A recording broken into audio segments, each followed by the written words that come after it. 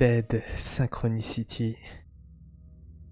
Well, welcome today, épisode 0.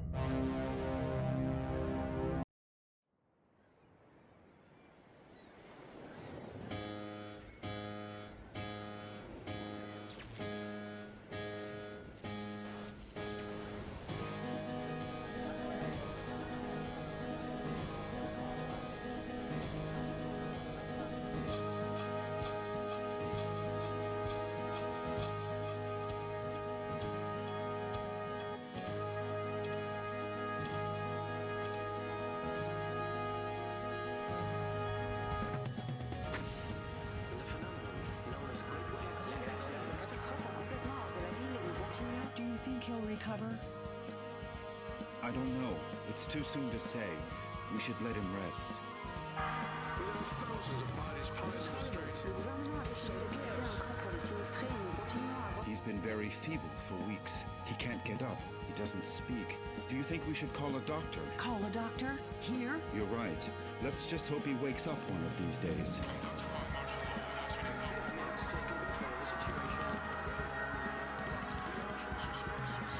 Come on, my friend. Hang on. Don't give up. Please, let me get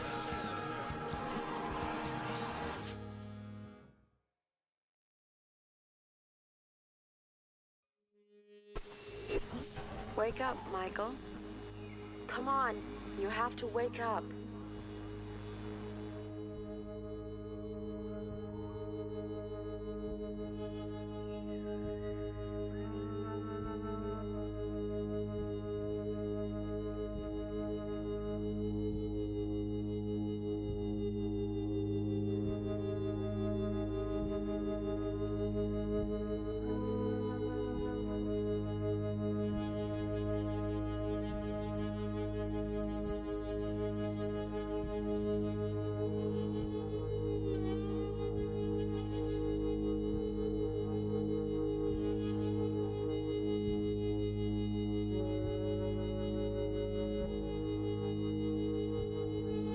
Who are you? Who's there? Please, Michael, wake up. Wake up. This silence. This darkness. Where am I? Damn it. I can't remember.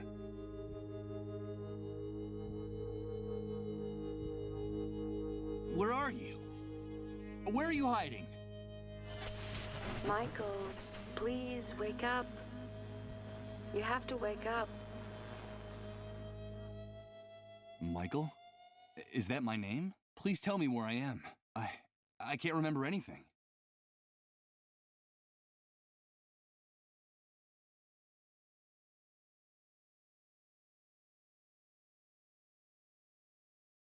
What's happening? What is this place? Please, tell me. Wake up, Michael. Please wake up. Wake up now. Don't go! Please! Come back! Come back! This silence. This darkness. This emptiness.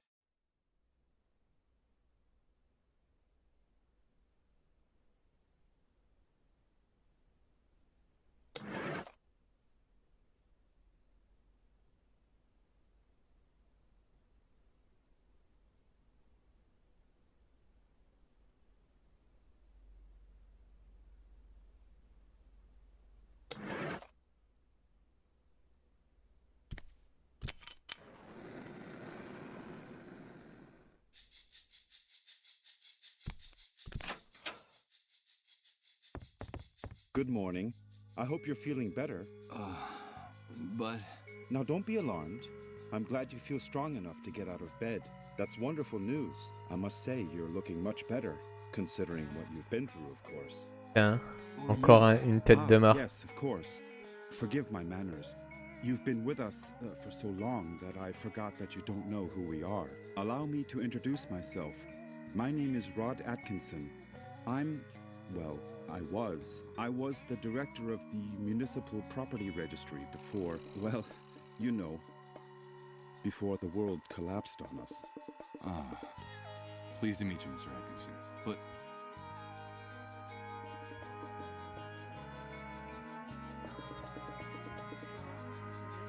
Where am I? What is this place? You are in what I venture to call our home, our humble, hopefully temporary home. This is one of the many trailers that make up the refugee camp, and believe me, we can consider ourselves lucky to live between these four walls. Most of the inhabitants of this hellhole, excuse my crude language, have nothing more than plastic tarps and cardboard for shelter. Wait a second. Did you say refugee camp? Yes, of course. The Facility for Temporary Accommodation of Disaster Victims is what they called it. You know, after the army declared martial law following the catastrophe. You look a little confused, if you don't mind my saying so. Do you really not know what I'm talking about? I don't know. I'm afraid not. Let me ask you. Can you tell me what I'm doing here? Yes, of course. I think we owe you an explanation. A few days after the Great Wave, we found you lying in a ditch near On fait the bouffer airport. par des zombies, bordel. Badly injured and unconscious. We couldn't just leave you there. Someone had already stolen your luggage and identification. It was awful. So we decided to take care of you ourselves and brought you here. You've been with us ever since. By the way, I should tell you that when we found you, your clothes were ripped to shreds, so we threw them away. The clothes you're wearing now are mine. You'll find more things in that wardrobe. If you need anything, just help yourself. Thank you, Mr. Atkinson. But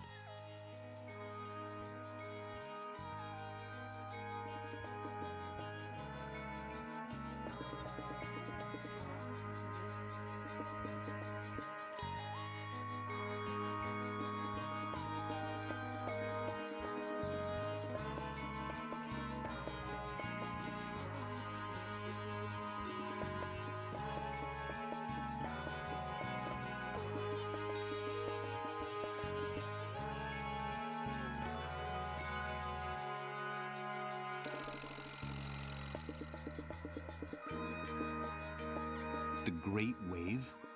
What are you talking about? Well, what would I be talking about? That damned, excuse my language, explosion that brought ruin to all of us. The origin of this filthy new world that now seems to be our permanent reality. But do you really not remember? Do you really not remember anything about all this? I feel a little weak and dizzy, Mr. Atkinson. Excuse me. I'm afraid I can't. I can't remember a thing. I see.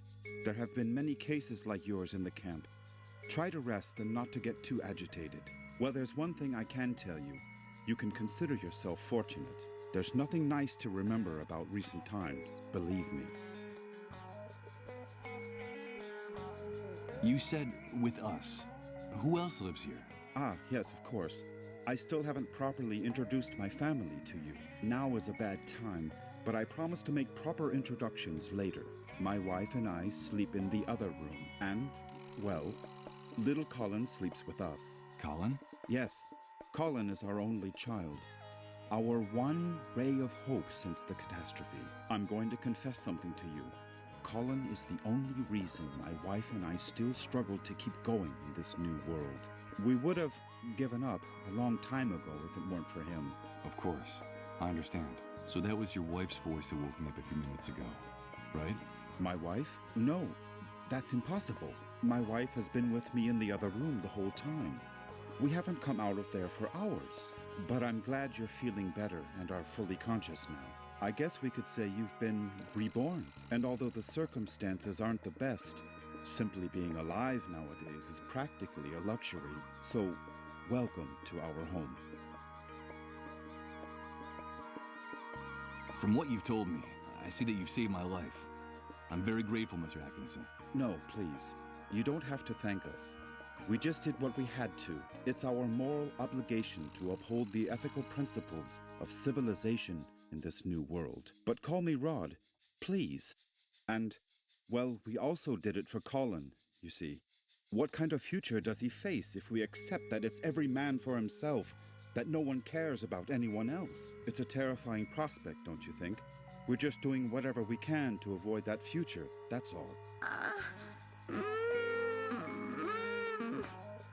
Rod! Rod! Please excuse me, but I have to leave you now. No, wait, please. What's happening? Don't go yet. I'm sorry, I understand that you have a lot of questions to ask me, but now isn't the time. Believe me, I promise to answer each and every one of your questions in peace and quiet later. Sorry, but I have to go. Rod, please, quickly!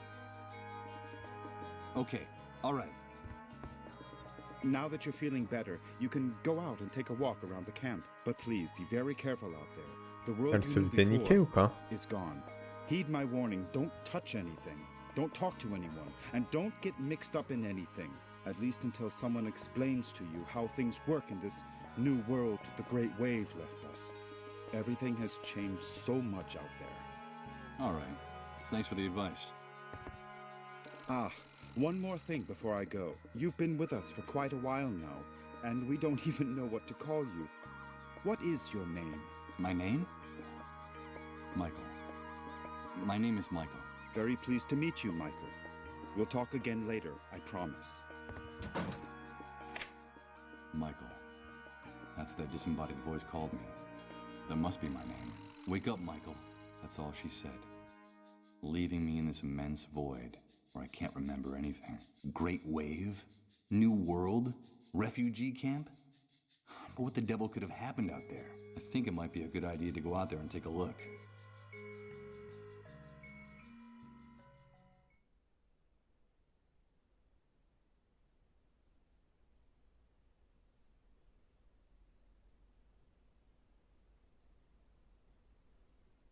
I'm not going to snuff out this oil lamp.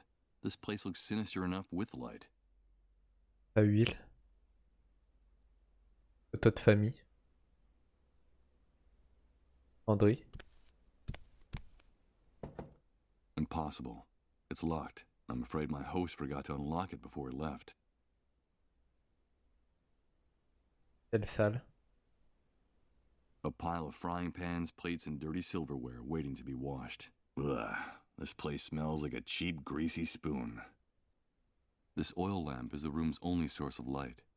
The flickering of the flame makes the room look ghostly, like in a dream. More like in a nightmare. It's an unframed snapshot, stuck directly on the wall of the room. Two adults and a child smiling at the camera in what looks like an enormous yard. One of them is Rod, my host. A depressing sight. A damp mattress on a bed frame and dirty, rumpled sheets. This is the bed where I've been convalescing all this time.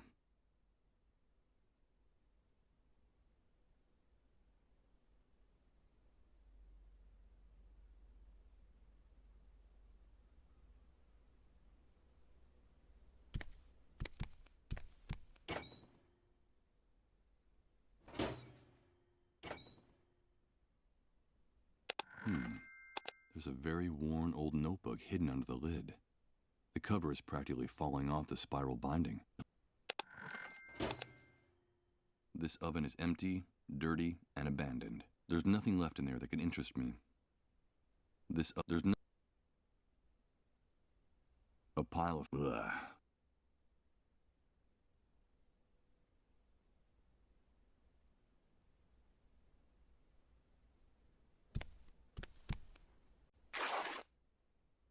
Well, look at that. When I pulled back the sheet, part of it got torn on the spring sticking out of the bed frame. I hope Rod doesn't notice.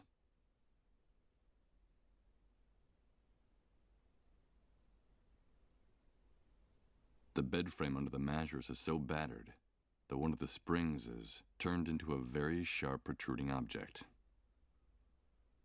The spring sticking out of the... Comment j'enlève le ressort? The bed frame under the mattress is so battered that one of the springs is turned into a very sharp protruding object.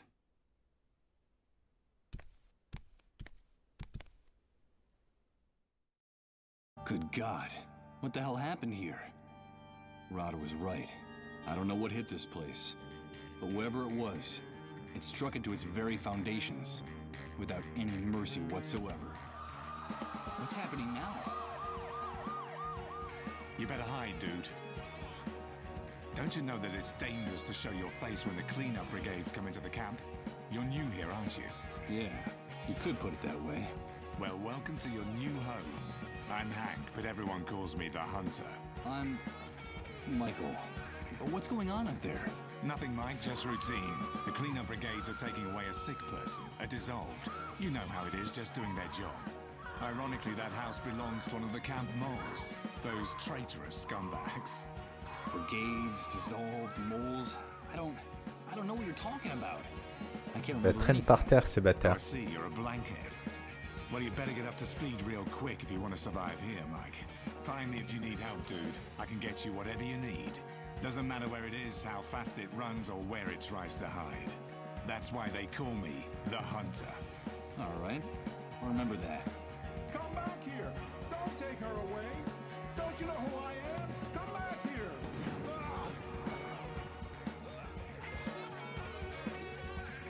They shot that poor man in cold blood. But why did they do that? Hey, Hank?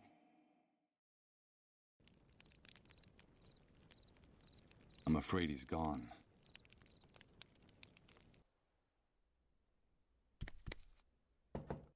Impossible. It's locked. I'm afraid my host forgot to unlock it before he left.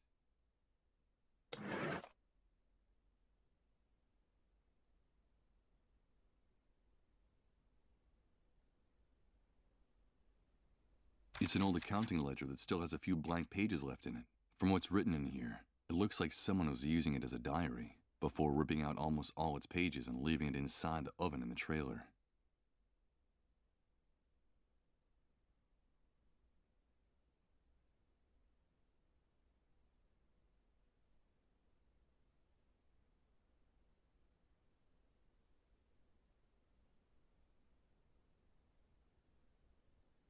Nous avons caché le pistolet, la boîte à biscuits, avec 2 balles dans le chargeur. D'accord.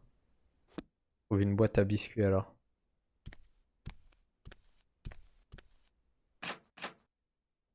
It's no use.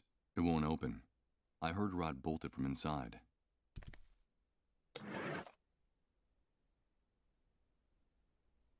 It's a bit dented. In fact, it still has some traces of food stuck to it. Better not. The squeak of the protruding bed springs scraping against this metal lid would grate on my nerves. I don't see anything here that could be covered. The oil lamp is the only source of light in this part of the trailer. Better not fool with it. I might end up in complete darkness. If I want to open up the closet, this isn't the way. Better not. The squeak of the protruding bed springs scraping against this metal lid would grate on my nerves.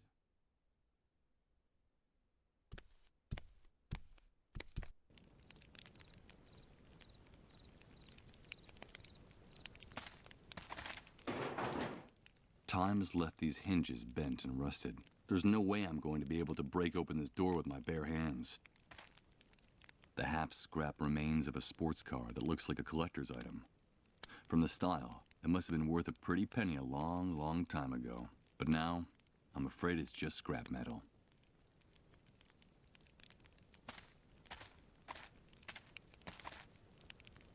Hey, you! Don't even think of putting your paws on that shopping cart! Stay away from my stuff, or Okay, calm down. I won't touch anything. Ouch! Damn it! This vacant lot is full of trash and broken glass. I managed to rip open the sole of my foot in a rusty nail. Hey! It's not a good idea to walk around barefoot in this enormous trash heap. Yeah, thanks for the tip. The tip is yours to keep. But if you come near my things, you're a dead man. Understood? Wait, I recognize you.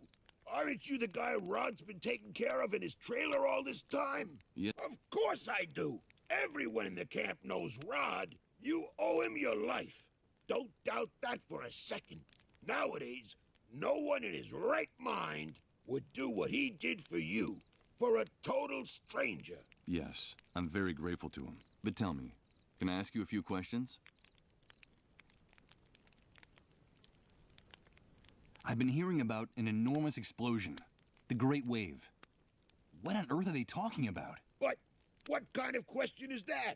Where have you been all this time? Sleeping in a cave? Well, you could say that. The Great Wave is the reason we're confined here like animals. The entire world went to hell in a handcart that day, and we went with it.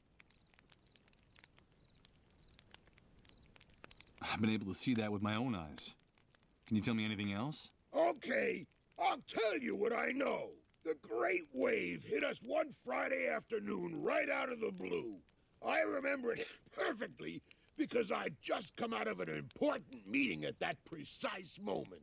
I'd made a lot of money from a very fat contract. Yes, sirree, Bob. Very, very fat.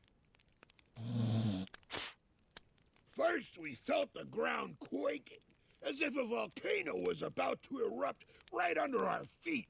I had to get out of my car and run. Then came the explosions. Glass broke.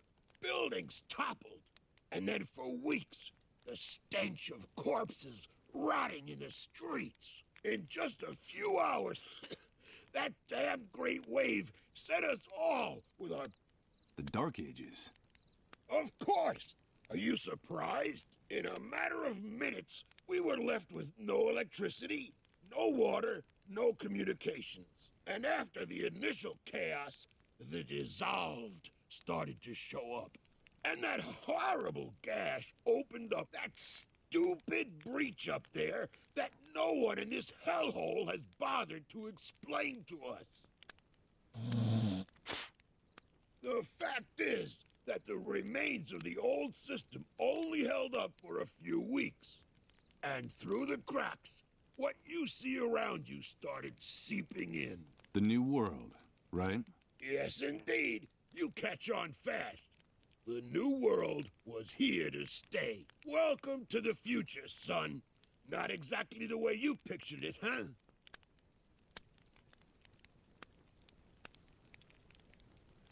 Confined? Do you mean we can't leave the refugee camp? Refugee camp. I've always found that term amusing. It seems like things on the other side of the fence work a little better. But here, look around you. Does this look like a refugee camp? It's an army detention camp, and you're a prisoner. Once you come in here, you lose everything, even your name. To them, you're nothing more than a rat, just another camp rat. You'd never be able to get through the gate, especially if you don't know anyone or don't have any contacts on the outside. Doesn't matter who you might have been before the old world collapsed. Believe me, I speak from experience. If you're just a camp rat, I'm afraid the old... I don't know if you get my meaning. Of course I do. Thanks for your encouraging words. You can keep the words, but come near my things and you're a dead man.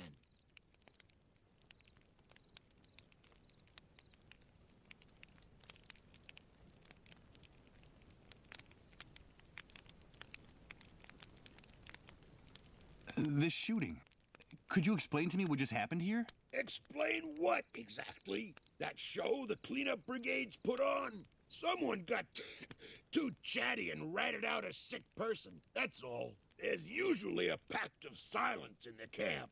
No one likes to see one of their own in those ambulances. But in this case, the dissolved was a relative of one of the camp moles. Ironic, isn't it? But they shot a man. Yes, so they did. So what? The price of human life has gotten a lot cheaper lately. That needn't surprise anyone these days. Did you say dissolved? Of course, the dissolved. But what the hell's wrong with you? Those people are a real plague. They're sick, and, so they say, highly contagious. Let me give you a piece of advice about them. If you see one, run the other way like he was the devil himself. Even if they don't give you that deadly disease or drive you crazy with their trances, the cleanup brigades will kill you for hiding one. You saw it with your own eyes. They don't even respect their own camp moles. A camp mole? What is that exactly? A spy. A stool pigeon. It's in the Army's interest to control the camp from inside. And so they pay some of the inhabitants to feed them information about what happens on this side of the fence. Who comes in, who goes out, who causes trouble, and, of course, who gets sick. They're scumbags, but very well-paid scumbags. And they have certain privileges that no one else in here has. Never trust a mole. They'll do anything to hang on to the favors the Army gives them in this hellhole. Okay. I'll take your advice. You're welcome. But stay away from the shopping cart or I'll rip your guts out. Got it?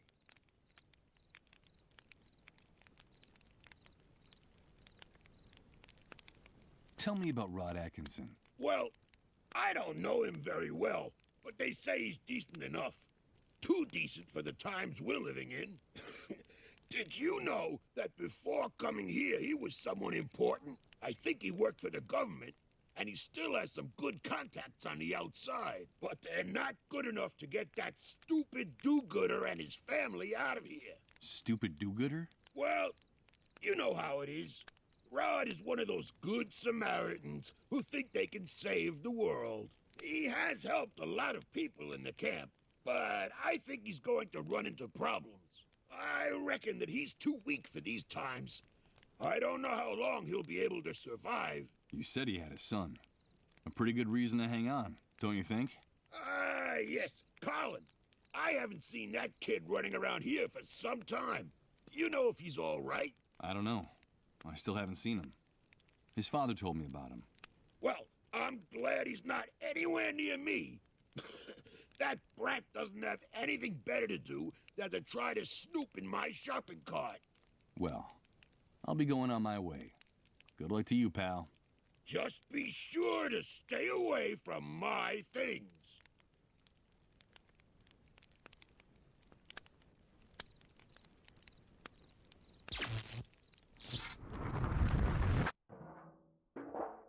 But what's happening? What is this? What the hell's going on here? Good God. I think I'm starting to lose my mind.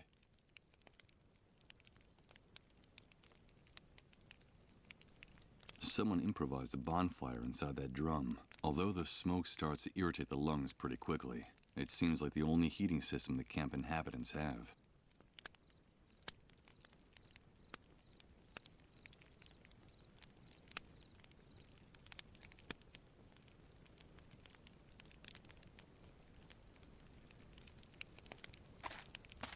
Pas un moyen d'avoir des chaussures là.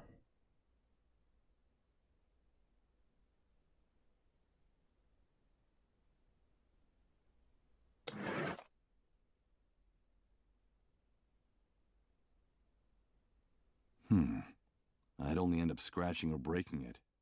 Best to leave it alone.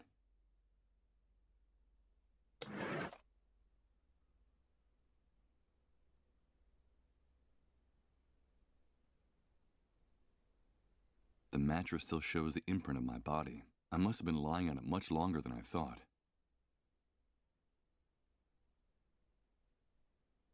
This oven, there's nothing left in there that can interest me. A bunch of shacks, trying valiantly to stay standing in a sea of mud and trash. I can't imagine how it must be to live in one of them. No. With my foot in this condition, I wouldn't get very far. I think it would be better to go back inside the trailer and try to take care of this wound. It doesn't look too good.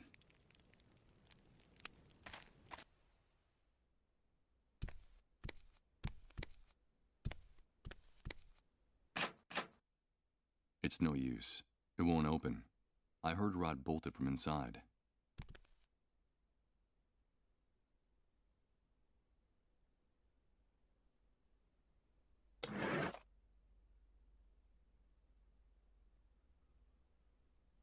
Use this here? How? The oil lamp is the only source of light in this part of the trailer. Better not fool with it. I might end up in complete darkness. I'm not gonna...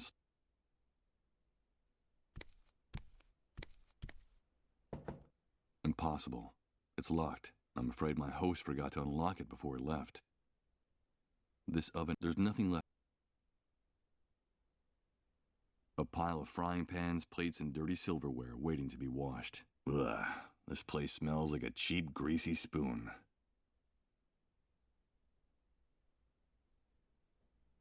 This spring sticking out of the bed frame is as sharp as a knife. Better not touch it.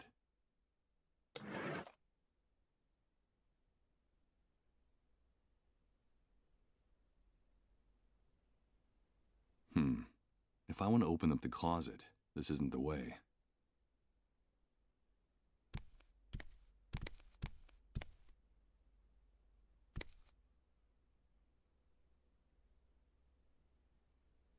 It's an unframed snapshot, stuck directly on the wall of the room. 2 adults and a child smiling at the camera in what looks like an enormous yard. One of them is Rod, my host.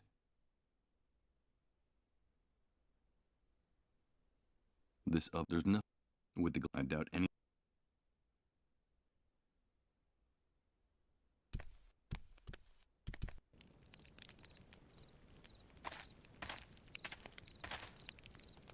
Hey, you! Don't even stay away from my stuff, or I swear I'll... Okay, calm down. I won't touch anything. Can I ask you a few questions? I'll answer anything you want, as long as you don't get near my stuff.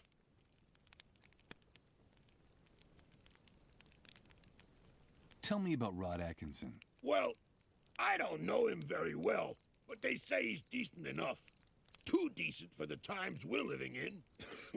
Did you know that before coming here he was someone important? I think he worked for the government, and he still has some good contacts on the outside. But they're not good enough to get that stupid do-gooder and his family out of here. Stupid do-gooder? Well, you know how it is. Rod is one of those good Samaritans who think they can save the world. He has helped a lot of people in the camp, but I think he's going to run into problems. I reckon that he's too weak for these times. I don't know how long he'll be able to survive. You said he had a son.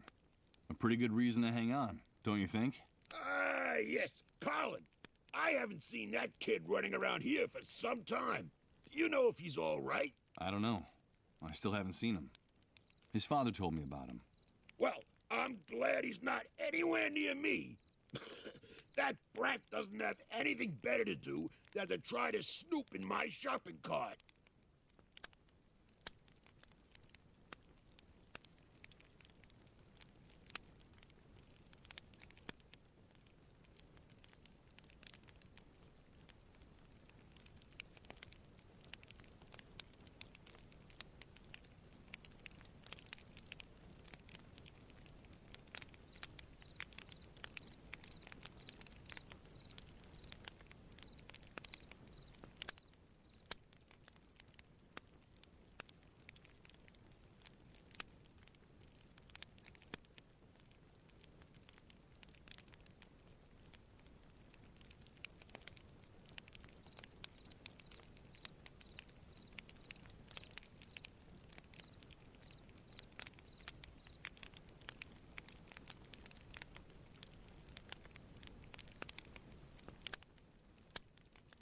Well, I'll be going on my way.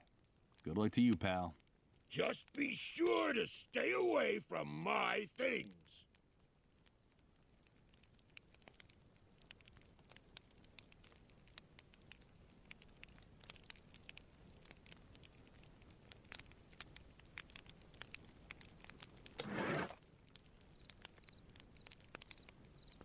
I don't see anything here that could be covered.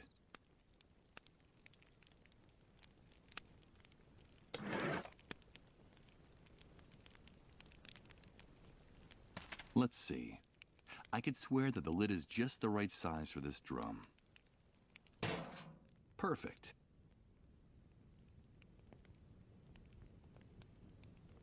Damn it! What's going on?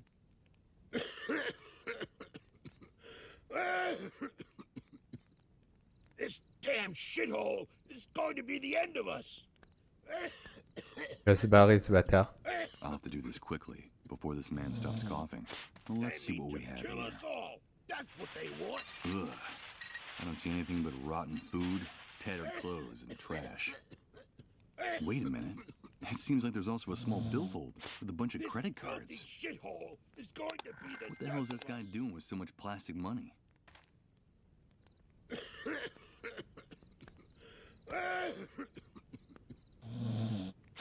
This filthy shithole is going to be the death of us.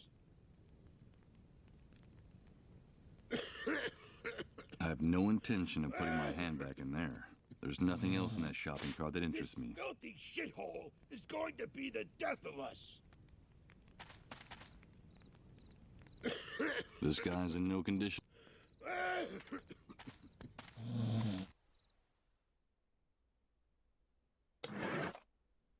Carte de crédit. Peut-être avec ça, je peux ouvrir la penderie. Let's see if I can do this.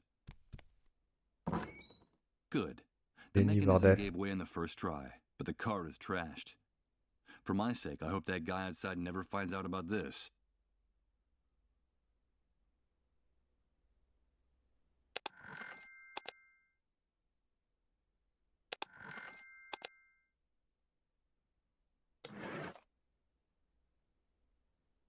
For now, it's just a pillowcase. I don't see any point in soaking it in liquor.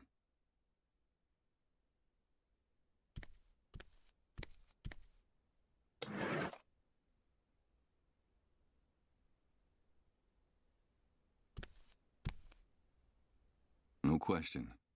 This is the fastest way I can think of to unleash a disaster. So no, I'm not gonna do it. White, folded, with a scent of fabric softener. It's sad, but this pillowcase is the nicest thing I've seen since I woke up. A high-proof whiskey, and by the looks of it, an expensive one. The bottle was hidden in Rod's closet. I suppose that despite his apparent strength, that man needs to escape his problems from time to time. For now, it's just a pillowcase. I don't see any point in soaking it in liquor.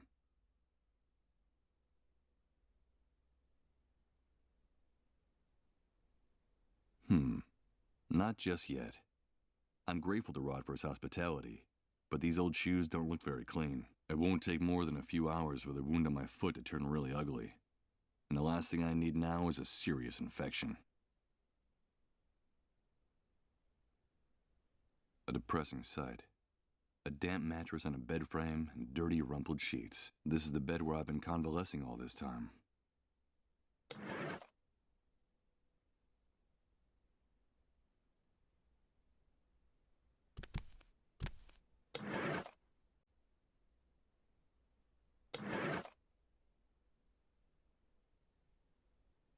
Putting this fabric near the oil lamp would only start a fire.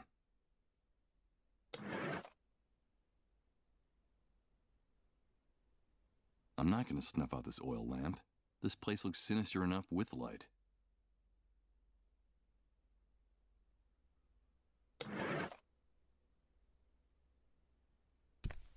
Okay, let's see how well this protruding bed spring can cut.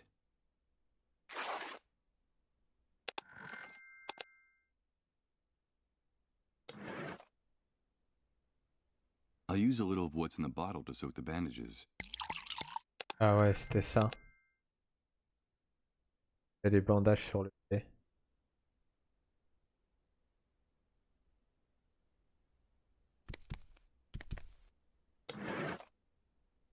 The bandages are already soaked enough.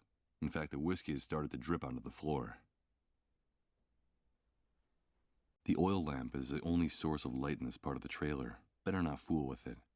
I might end up in complete darkness. Here goes. I'll use the bandages on my foot. I hope the alcohol is enough to keep it from getting infected. Let's pray this improvised remedy doesn't lead to a delightful case of gangrene. What bastard put a lid on the drum? You tried to suffocate me, you bunch of assholes! I think that guy out there just discovered the reason for his sudden coughing fit. Who was it? Who was it?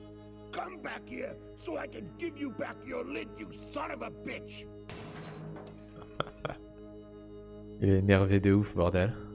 Did you hear that noise, Rod? What's going on out there? I don't know. I'll go have a look. think it's that poor drunk who's always hanging around the trailer. He's kicking up a fuss again. It's a good thing poor Colin can't hear his insults. Don't ever say anything like that again, Rod. I'm sorry, honey. I wasn't thinking.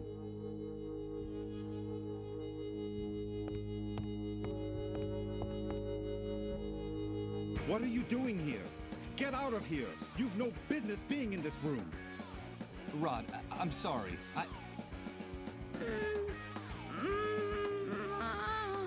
But Ah, c'est lui qui what's crie. going on? Get out of here, Michael! Son fils en You vrai. didn't see anything, understood? Out! Out!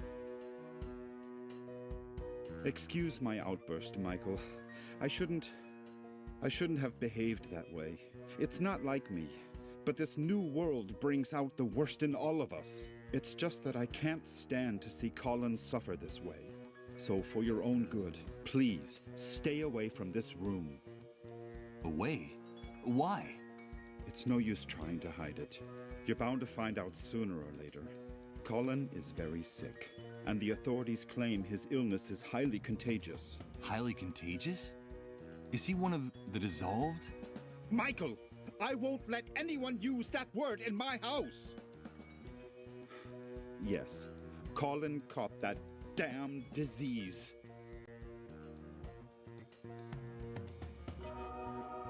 And what exactly does the disease consist of? I don't know, Michael. No one really does. The only news is what the army brings us. They say the disease is highly contagious, and it's our duty to turn over all victims to the cleanup brigades. But no one has ever come back after being carried off in one of those ambulances. No one. So we can't let them take Colin, do you understand? Yes, of course I understand. They say that all the victims are condemned, that there's no salvation for anyone, that at the end of their suffering and their trances lies certain death. I think that even the army is afraid of the victims. Really strange things happen around them, Michael. Things you wouldn't believe.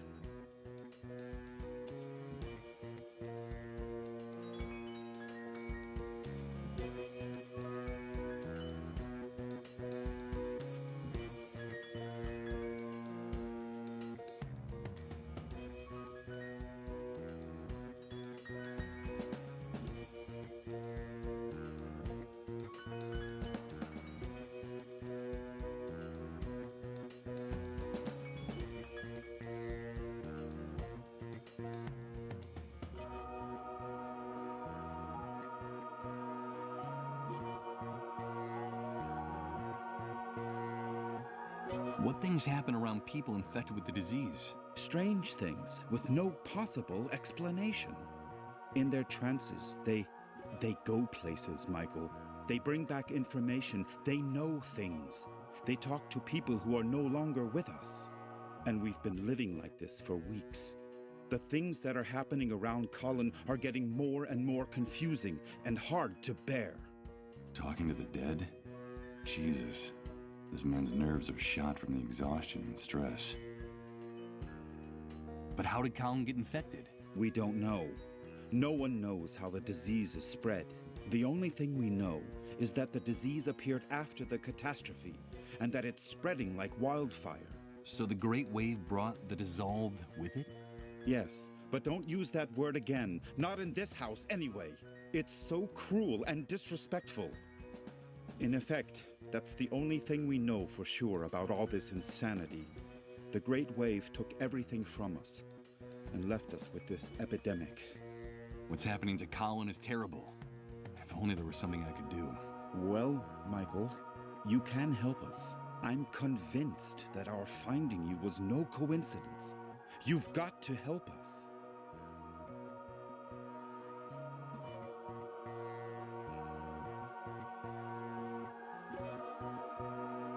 But you said yourself that all the victims are condemned. What can I do? No, all is not lost. In the camp, there are rumors of a cure. It seems that in the city, on the other side of the fence, the victims have access to a drug. But we can't get it here. And my contacts out there, well, let's just say they can't do anything to help.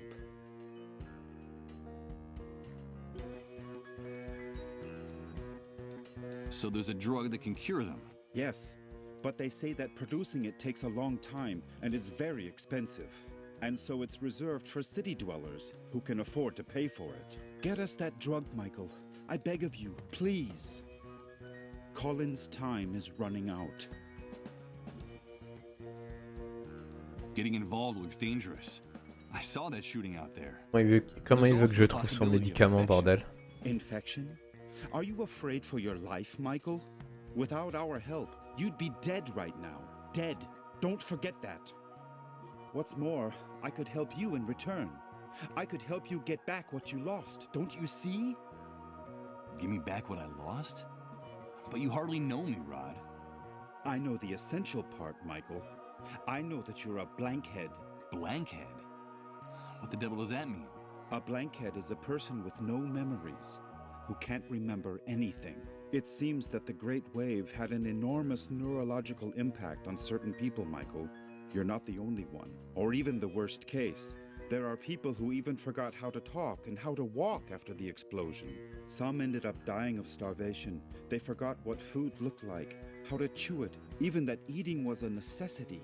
You can consider yourself lucky. You still remember how to keep yourself alive. And that's the important thing. The natural recovery process is slow.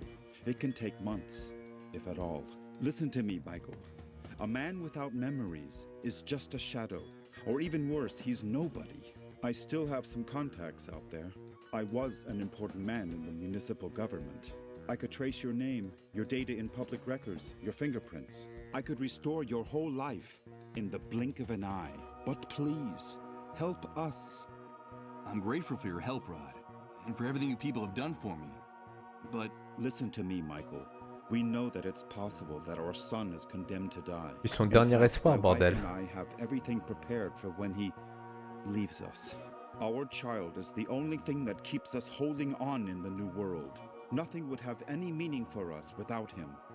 So if there is even the slightest chance of saving him, we are prepared to do whatever it takes. Please, Michael, help us.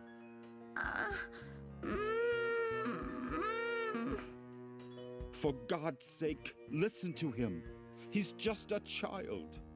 Rod, come in here, quickly! Bring us that cure, and we'll help you get your life back. Colin is our only hope in this new world. Help us save our future, and I'll give you back your past. I promise you. Goodbye, Michael. no, Rod, wait. Bring a drug? Is he out of his mind? That man wants me to put his son's life in my hands? I can barely remember who I am. And I probably wouldn't last more than a few hours out there. But Rod was right. A man without a past is nothing more than his shadow. He offered to help me get my life back, my memories. So if I want answers, I have only one possible course of action: to get that drug.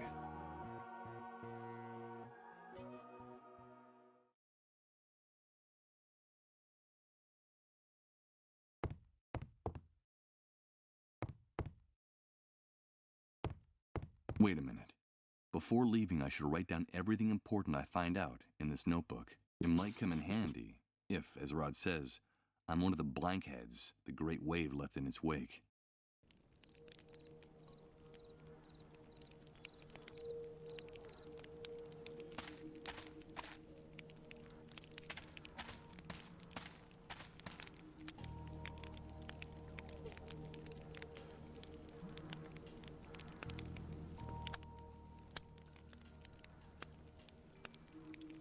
Nothing but leaky roofs and cardboard walls that would blow away in the wind if they weren't tied down. Good God.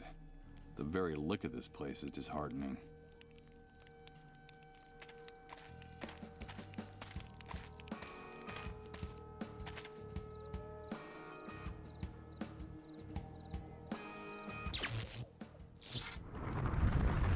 Damn it. What's going on? It's amazing. Everything's changing again. Everything. Everything is mutating, and I haven't even moved. I don't understand. I don't understand anything.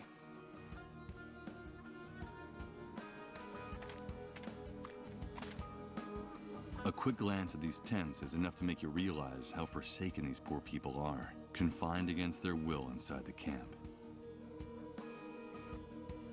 It's the enormous fence around the perimeter of the camp, with surveillance from the towers and on the ground. This barbed wire fence intensifies the feeling of claustrophobia in here, making it even more suffocating.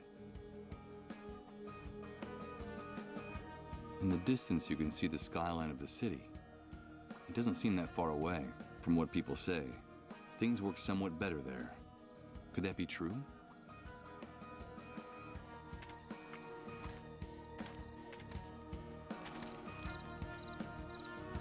Hello. Hello, son. Would you like to get a little closer to the fire? Thanks, mister. This is a rather isolated part of the camp. What are you doing here? Well, I'm waiting. That's all. Just waiting. You're waiting. And what is it you're waiting for exactly? Nothing in particular. The usual. For the fire to go out, for sunrise, for it to get cold again. I'm waiting for something to change, or for everything to stay as it is. I'm just waiting. You're too young to understand. It's starting to get cold. Where's your tent? Or your trailer? Yes, I had a tent once. They issued me one when I decided to enter the refugee camp after the Great Wave. The trailer was out of the question. They went to the families with the best contacts. Ah, you know how it is. Even in purgatory, some people are more equal than others. You say that you decided to enter the camp. Does that mean that people weren't forced to come here? No, of course not. Why would they have to force us? The catastrophe hit the city hard. Those of us who had lost our homes were invited to come here. In principle, it was temporary, just until the authorities got the situation under control and started rebuilding. We used to have food, water, and a place to sleep. C'est un camp de concentration, bordel. What happened? I don't really know. I guess something went wrong. The new housing they promised us never got built. And in the end, the army ceased control of the camp. The food ran out, and then the water supply. Nobody bothered to replace them. Seems like our lives didn't matter anymore. I see. In time, things in here started to get very ugly. There were riots, uprisings, and the army decided to close the gates of the camp without any notice. One day they decided that no one could enter or leave here. Well, actually, people still could. Enter, that is. Now, this is where anyone who gets in the way in the city ends up. Or anyone they don't know what to do with. So, this has turned into something like a concentration camp. That's right, son. That's exactly what it is. You know, it's funny. I remember when my father told us about the war in Europe, about all the persecution, deportations, those overcrowded cattle cars. That all sounded to us like an old movie, an old horror movie. And look at us now. I guess some things never change. They just stop being visible for long enough for us to forget about them.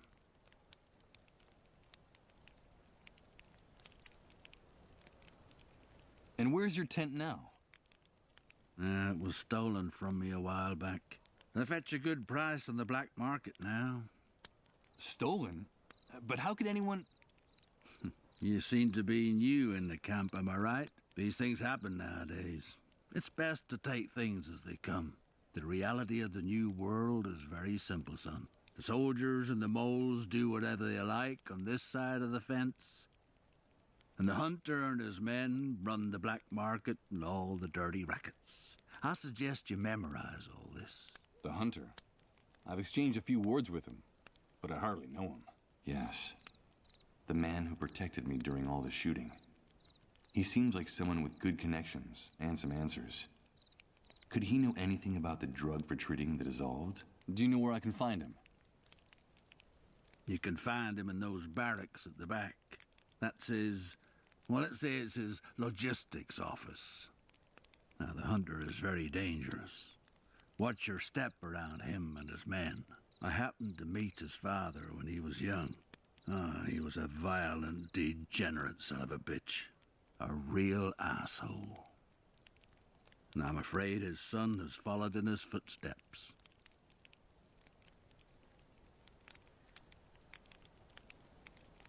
Let's talk about something else.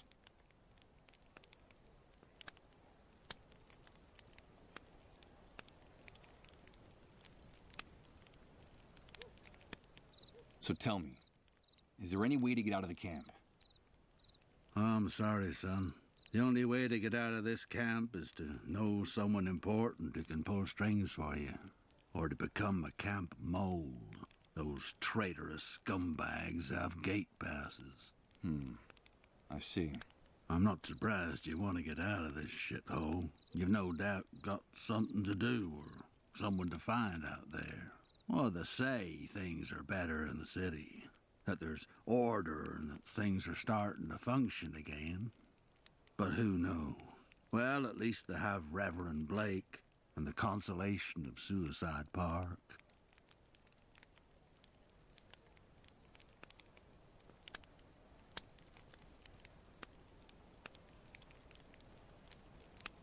Who's Reverend Blake? He's a preacher who sometimes comes from the city to bring us a little comfort. Now, some people make jokes about him, but many of us believe that he's a prophet. You should hear him speak sometime. His words etch themselves deeply into your soul. That's why he has so many followers inside and outside the camp. Suicide Park? What's that? Nah, just a song that drifts into the refugee camp from the other side of the fence now and then.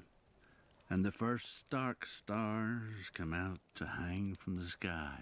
We could sit and count them together, you and I, when the sun departs from Suicide Park. I'm sure you still have some hopes, some dreams. I'm afraid you're just too young to understand it.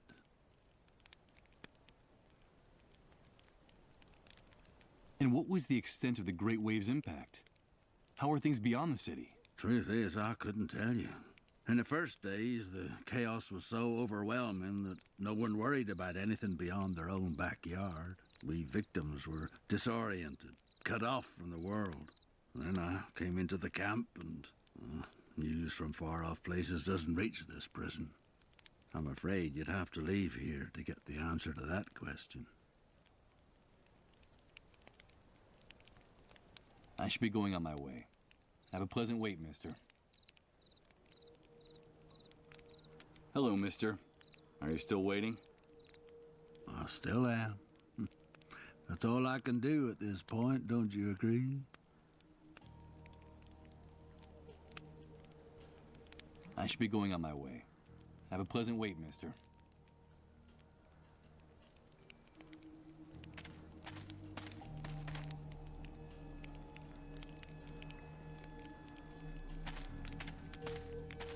Okay, here goes. It's impossible to budge these drums at all. I don't know what they contain, but whatever it is, it weighs a ton.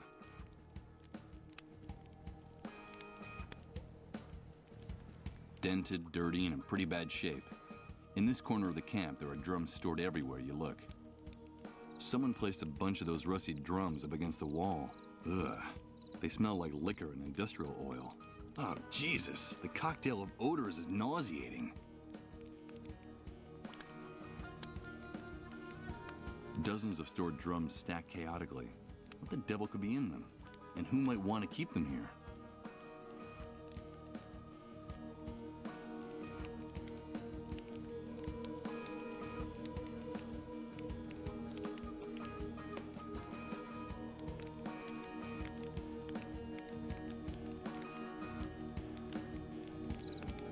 When the sun departs from Suicide Park. Damn it. I can't get that song that man was talking about out of my head.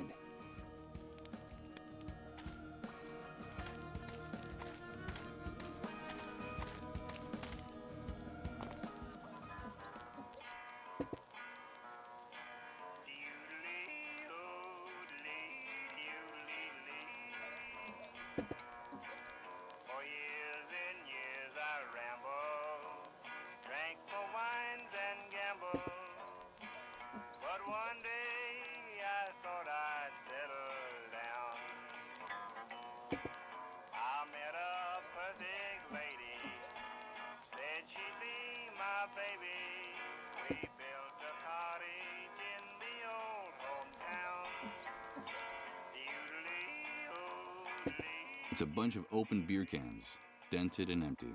I'm not sure why, but I find the smell of stale alcohol they give off distasteful, like all the other odors in this place. That's the background music for the establishment. The speaker is cranking out a dreary, droning country song, and it's getting on my nerves.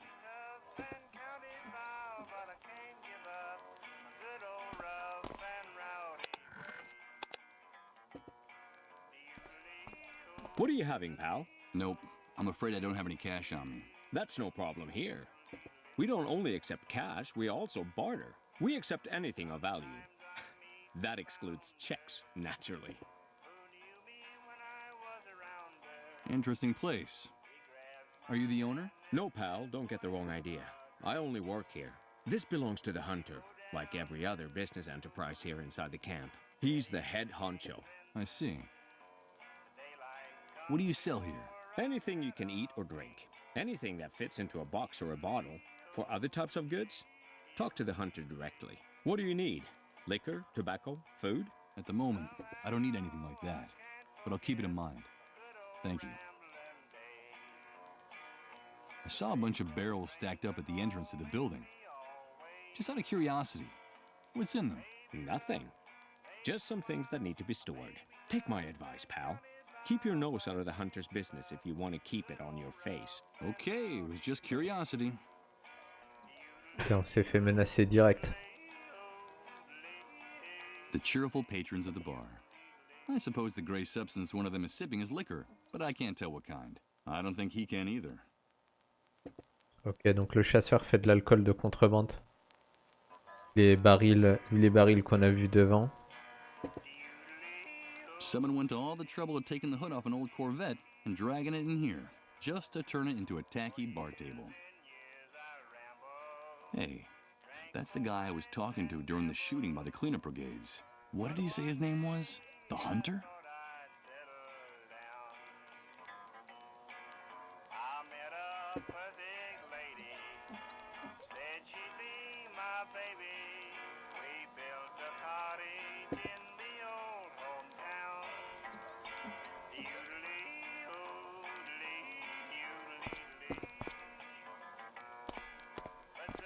Mike, my friend, it's nice to see you again. Hi. Guys, this is my friend Mike. He's new around here. We met at one of the cleanup brigade's latest parties. Isn't that right, dude? Pull up a seat and have a drink. We like to be hospitable to newcomers. Something tells me I shouldn't accept that drink. That it's not a good idea. Not anymore. No thanks. I don't drink. Okay, Mike. Whatever you say. But I'm not accustomed to people turning down a drink. At least, not in my own establishment, in front of my men. So tell me, what brings you here?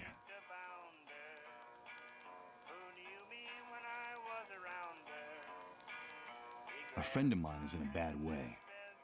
I need to know if there's a drug that can help the dissolved, and how to get it. A friend of yours, huh? Friendship is important, Mike. The camp is a very tough place, and you have to be loyal to your people. I like your gesture. Do I know this person? No, I don't think so. I see. Well, look, dude, I've heard something about that cure, but I don't know if it's true or just a camp legend. Sometimes desperation leads to wishful thinking. You know how it is. But if that drug exists, I can think of only one place you'd be able to find it. Where? There's a small medical center on the outskirts of the city. It's more like a pharmaceutical warehouse, but it's heavily guarded. I bet my bottom dollar that's where they keep anything that valuable. Maybe you should take a look at that building, if you can find a way out of this hellhole, that is. And I can't help you with that. You know I like you, dude. Let me give you a piece of advice. Stay away from those untouchables. From the dissolved. They won't bring you anything but trouble.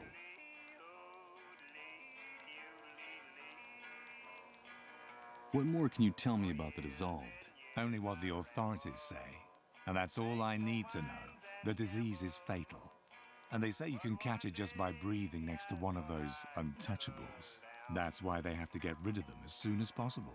Have you ever seen one of those poor suckers die, dude? No, I haven't. Well, you're lucky, Mike. I don't recommend it. It's a horrible spectacle. It goes something like this. After weeks of drifting in and out of their trances, something happens inside their bodies. Something fails all of a sudden. The pain makes them kick and scream like pigs in a slaughterhouse. Then their flesh begins to melt, to become liquid. Do you understand, Mike? That's why they gave it that name. They literally dissolve. But that's terrible. Those poor people. On the contrary, dude, those bastards spread the plague. It's them or us. Understand? Anyway, you know how it works. The cleanup brigades tend to be more than generous with responsible citizens who help them with their mission of tracking down the dissolved.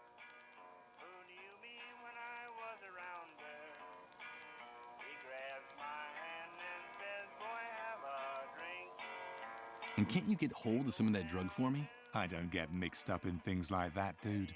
The army has made it very clear.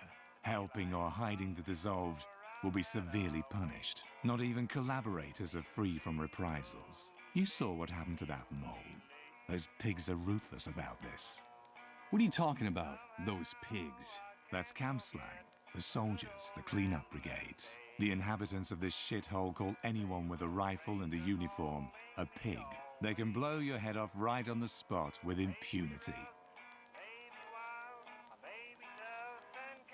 Tell me, why do they call you the Hunter? That's a good question, Mike. You know my real name is Hank, but no one calls me that anymore. Now I'm the Hunter, because I can find you what you want, when you want it. You know, it doesn't matter where it is, how fast it runs, or where it tries to hide. The new world gave me a new name and a new life. A new life? Yeah, a new life. It's hard to explain, dude. But I think in a way, you and I are similar, Mike. That's why I like you. Let me explain it to you. It was the Great Wave. The Great Wave that changed and purified everything. The old world was a messy, complicated, and unjust place. After the Great Wave, everything became crystal clear. When all the old laws disappeared, only one rule remained. You gotta do what you gotta do. It's that simple. And that's the universal law that puts each of us in our rightful place. Do you follow me? You gotta do what you gotta do. Sounds like a handy way to justify anything and everything, even the indefensible. Yes, Hank.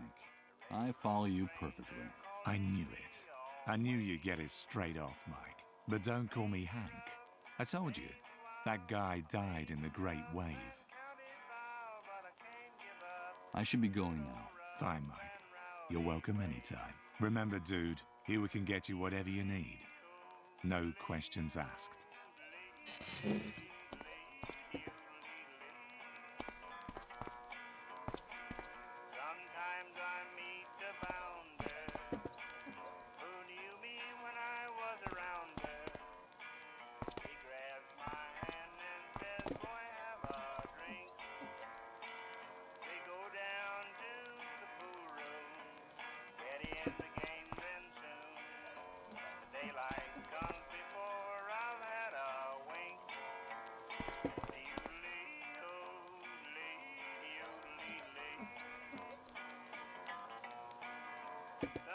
They look at their boss like obedient dog, like everything in this establishment.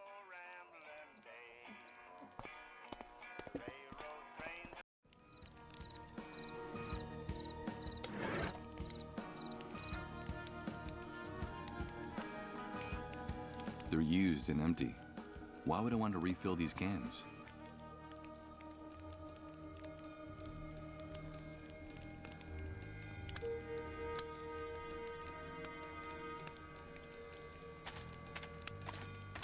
Hello, mister. Are you still waiting? I still am.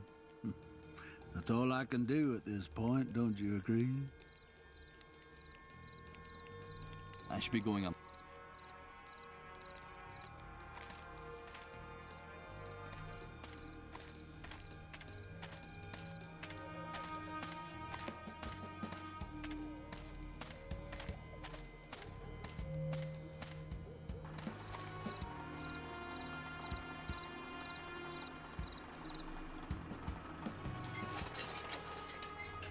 A thick wall of scrap metal, debris and rusty metal surrounds this place on all four sides. It's a good 20 feet high. I can't believe it manages to stay up. Cars, machinery, steel, cement, even the skeleton of an old construction crane. This place is a veritable cemetery of the industrial age. Two guys entertaining themselves by playing poker. I suppose time passes very slowly in here. Even though there are only a few coins on the table, the game seems very intense. I'm afraid neither of them likes losing a hand. The wreck of an old ice cream truck. I don't reckon it's going anywhere without its wheels. It looks like the enormous skeleton of a beached whale. An enormous rusty tank designed to collect rainwater. Everything indicates that the Great Wave wiped out the concept of running water in one fell swoop, at least on this side of the fence.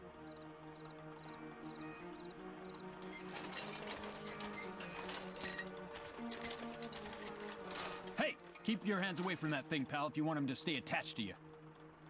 Okay, I just wanted to see it up close. There's no reason to get nervous. Good hand? Not bad. But you know what they say. The important thing is not the hand.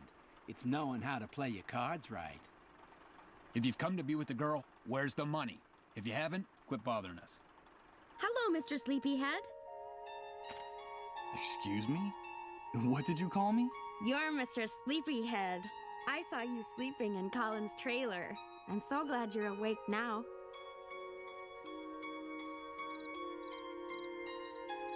I wasn't asleep. I was sick for a long time in that trailer. No, you weren't sick. You were sleeping like a big brown bear, Sir Sleepyhead. Sometimes I used to watch you sleeping in Rod's house, and you would grunt in your sleep like a bear. A great big lazy bear, Mr. Sleepyhead. But I'm glad you're awake now. I like your voice. You sound like a knight in a fairy tale.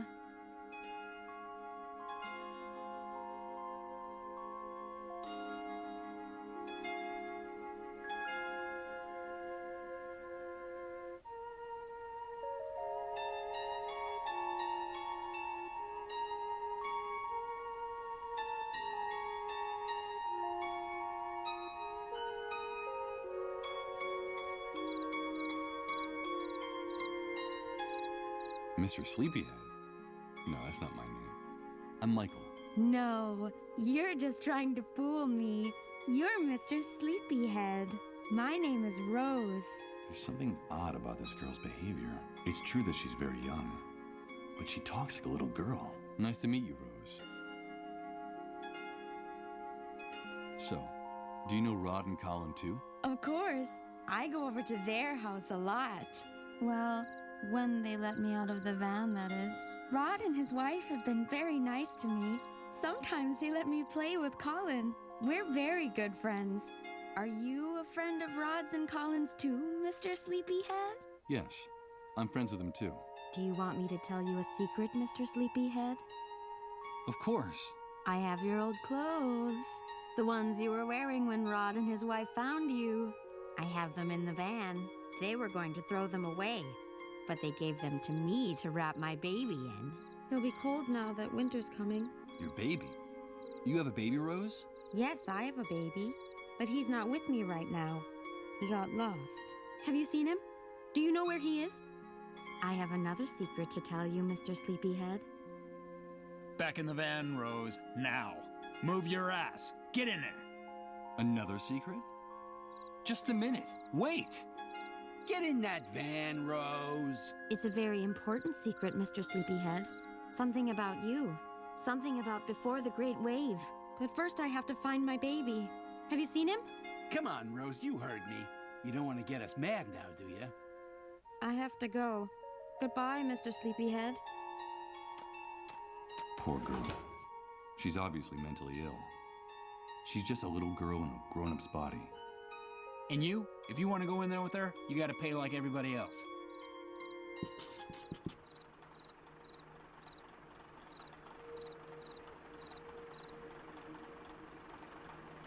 Hey, you guys. You talking to us?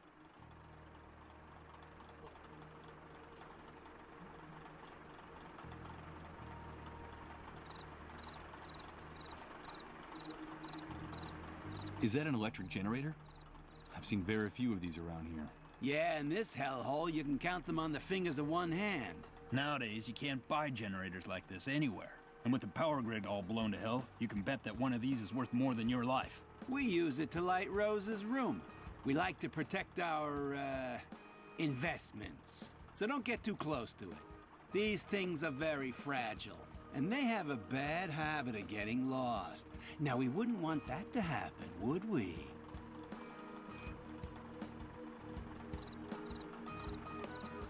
That poor girl's not right in the head.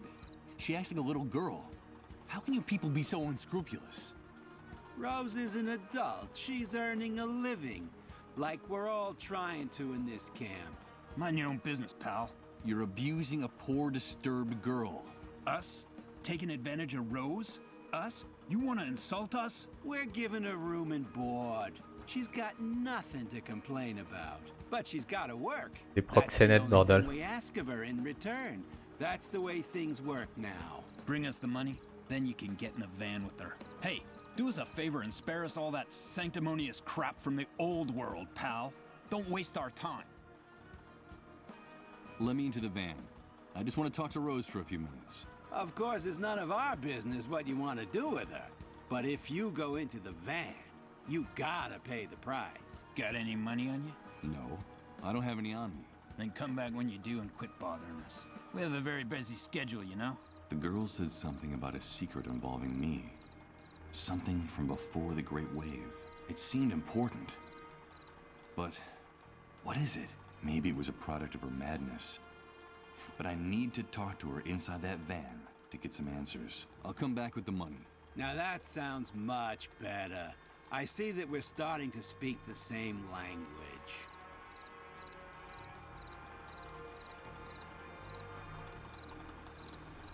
I don't have anything more to discuss with you.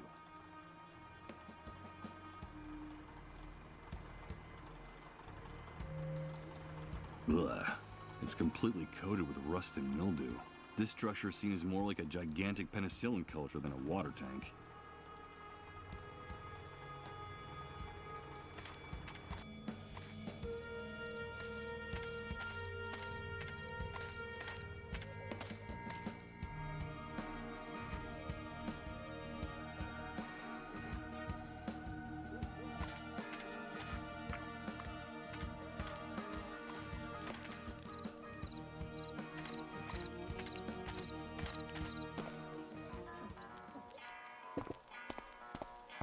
Hello again.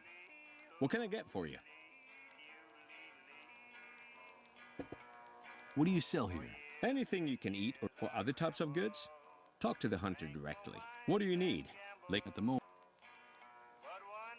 I'm not really in. I doubt he needs my bottle of whiskey. He's been drinking since I came in here. I'm not gonna give it to him. They're already drinking their own liquor. Hi, Mike. So what brings you here? I should be going. Fine, Mike. Remember, no questions asked.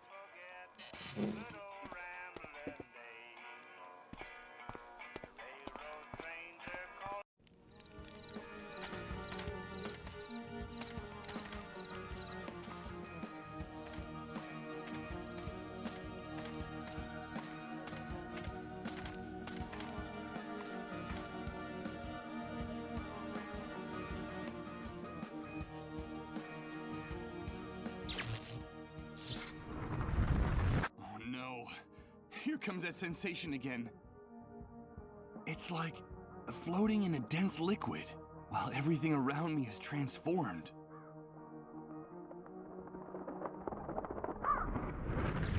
Good God. I think I'm starting to lose my mind. Clean and well-maintained. This bike is without a doubt the best-looking object in the entire refugee camp. Although, that's not saying much, considering the disastrous condition of everything around me. A small military sentry box with no door, so narrow that the soldier on duty can hardly turn around inside.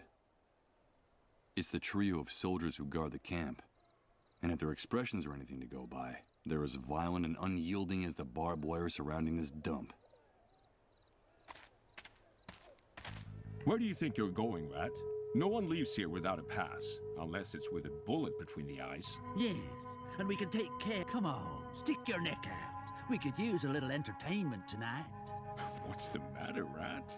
Cat got your tongue? I think it's best if I get away from the gate. I'm afraid their threats are deadly serious. Sorry, guys. I'm not looking for trouble.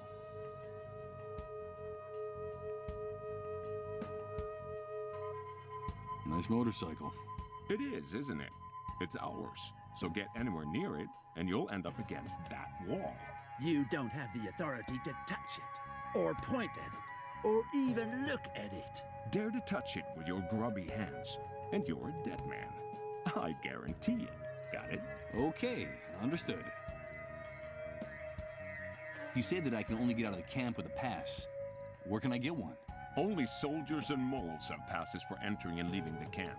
And you don't look like either one of those things. So get lost. Well, sometimes we can make an exception, but only if the person who wants to leave is generous enough.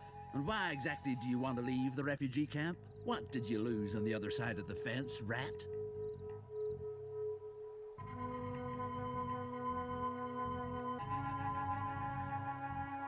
So, I've heard things are better in the city.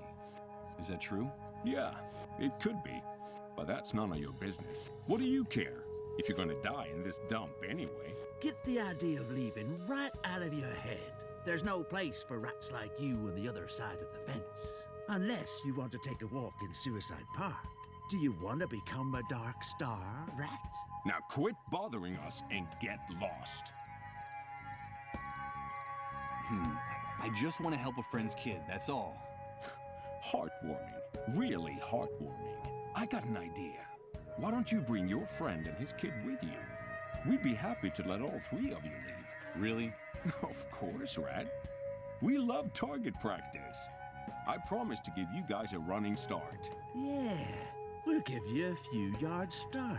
That would make it more fun. I get the impression I'm C'est talking quoi ces deux nazis là, bordel? Unbelievable.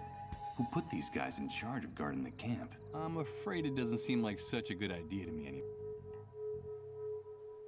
But why are you calling me Rat? Who's in charge here? Well, did you hear that? It looks like we have a new kid on the block. Let me ask you something. If you people living in this camp crawl around in garbage, build your houses out of garbage, and eat garbage, what else are we going to call you? We're in charge here, the ones with the rifles. That's the only rule you need to know. See all those dark stains on the wall next to the barbed wire? Yes, I see them. They're the guts and brains of rats like you who forgot the golden rule. We call it the Wall of Shame. We're in charge here. That's pretty easy to grasp, isn't it? But sometimes one of you forgets. And that gives us some more. So, how's your memory? My memory? That's funny. In another context, that would be an amusing question, but there's nothing amusing about these animals. My memory works well enough to remember who's in charge here. Don't worry. You catch on fast, right? That's a good thing. Now get out. I won't bother you anymore. Get lost.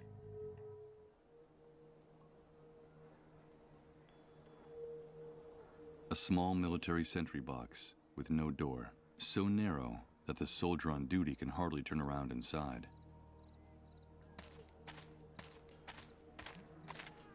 Hey, Rat, I don't think that motorcycle belongs to you. Or at least I don't remember seeing your name on it any. Are you one of those people who have no respect for private property, bastard? Do you know what we do in this camp with people like you? I'm beginning to get an idea. I was just curious about this thing. I'm stepping away.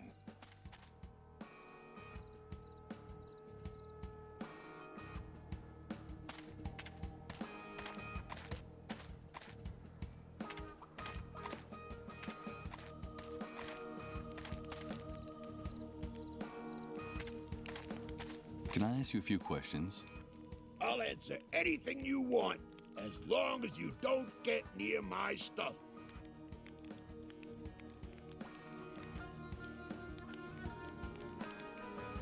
Well, just be sure.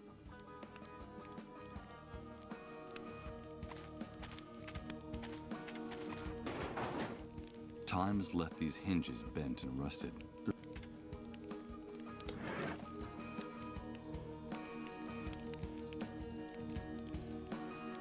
I don't think I'd gain anything by using this here.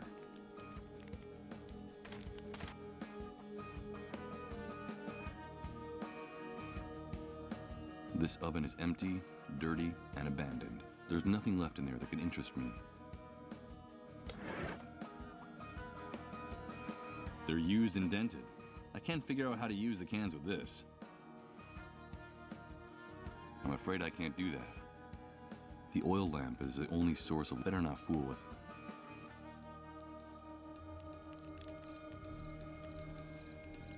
A bunch of shit I can't...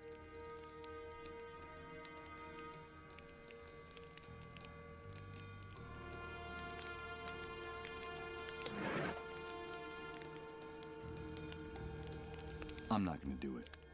Too many things around me have already gone up in smoke. The entire world has been reduced to ashes. This guy already had... I don't think it's a good idea to offer him a swig. The guy's already pretty unhinged. I'm not gonna do it. The entire... No doubt that...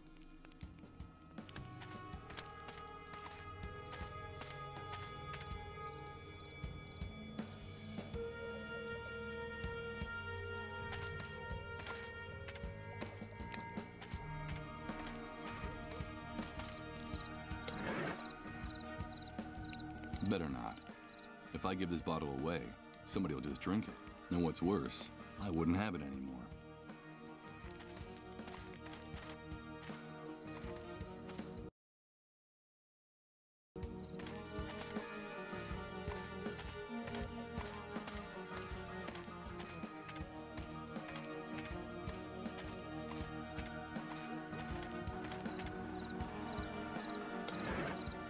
To be frank, it doesn't seem like a very good idea to be spilling liquor around here.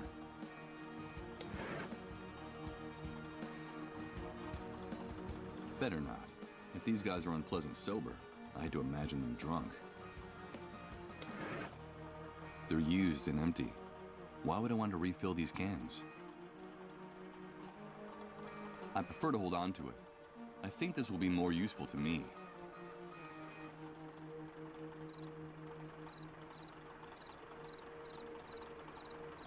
The wreck of an old ice cream truck.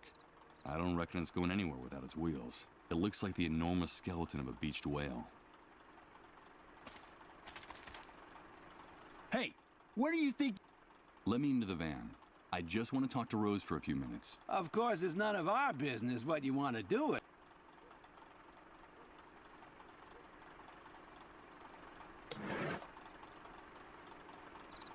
It doesn't look like it's having any effect. I'm afraid that the fuel that powers this generator isn't made from barley.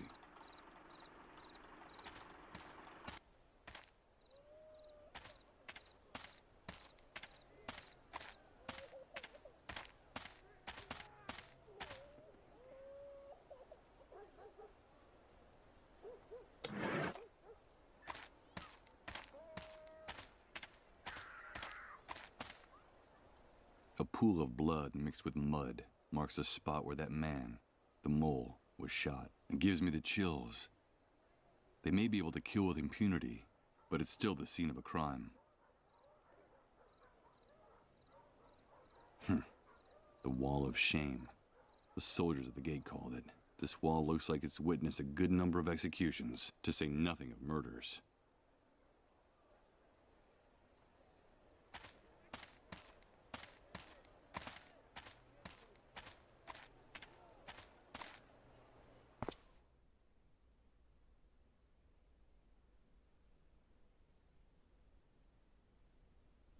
Nothing of interest. The floor of the room is littered with useless junk like this. But wait a minute. I think I can see something sticking out from under that piece of wood.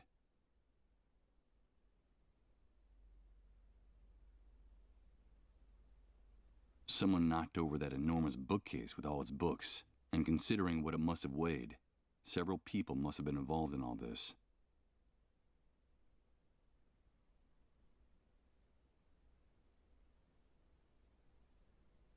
Some of the drawers have been torn out of this old dresser. Now they're torn apart and spread out all over the room. Hey, you filthy rat! Get out of my house! Do you hear me? Out! Forgive me. We've got nothing left for you to steal. Go back to your sewer, you filthy rat! Scram! No, you've got it all wrong. I haven't come to take anything. But wait a minute. I recognize you. Weren't you with the man they shot out there a while back? Yes, my name is Misha, and that man is my husband.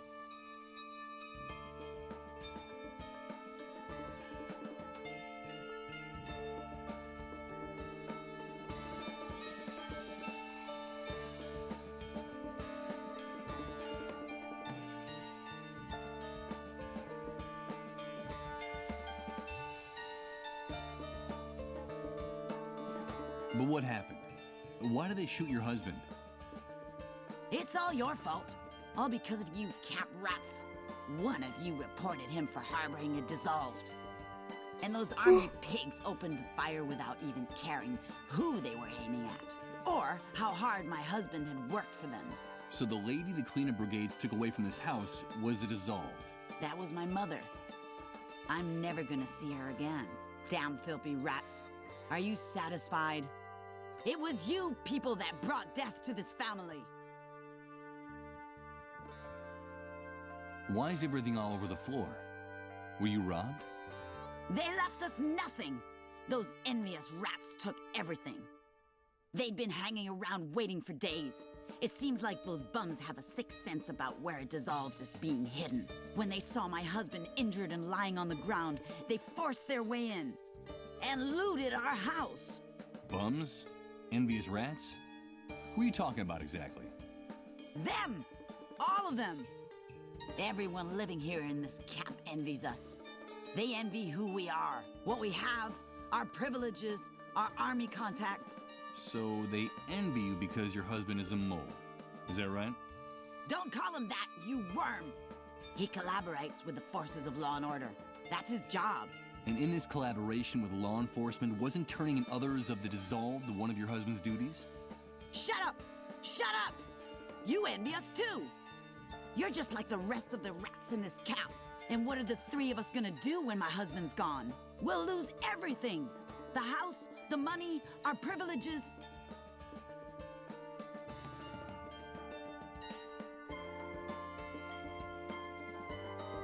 You said the three of us. Is there someone else in the family? We have 2 children, 2 small boys. And in this camp, envy eats away at everybody. Now we'll be outcasts. No one will help us when my husband is gone. Winter will come, our money will run out, and my children will starve. Those 2 brats wear me down with their antics. I have to chase after them all the time, but they're my children, and none of this is their fault. How is your husband? He's badly injured. One of the bullets went through his stomach. He's not gonna make it. He's really suffering. He's in excruciating pain. If we at least had some morphine to ease his pain. What privileges are you going to lose? As a collaborator, my husband always received special treatment from the army. More generous rations of food and water. A little money, clothes, a treat now and then for the kids. And now all of that's gonna end. We won't be able to leave the camp. When he dies, they'll take away his gate pass. We'll die locked up in here. Like you rats. Did she say a gate pass? Listen, Misha, I can help you. And just how are you gonna help us, rat? There's something important I urgently need to get from the other side of the fence. While I'm out there, I could also get some morphine for your husband. I've heard that things are better in the city. It shouldn't be too hard for me to find some, but first I need to get out of the camp. Like I told you, my husband has a pass that gets him through the gate. I could lend it to you, but I don't trust you. I don't trust you or any other filthy rat in this camp. Beat it! Get out of here! If I want to get my identity back, I need that drug for the dissolved. And to get it, I have to leave the camp. I have to do whatever it takes to gain this woman's trust. No matter how unpleasant I find her screams and insults. Listen to me. I'm not just another camp rat. I'm your friend. I want to be your friend. You told me you were worried about winter coming. Let me help you. I'll bring you food. Food for your children. Then will you trust me? I don't know. Bring me the food first. First, you bring me food for my children, and then we'll talk about that pass. I'll do it.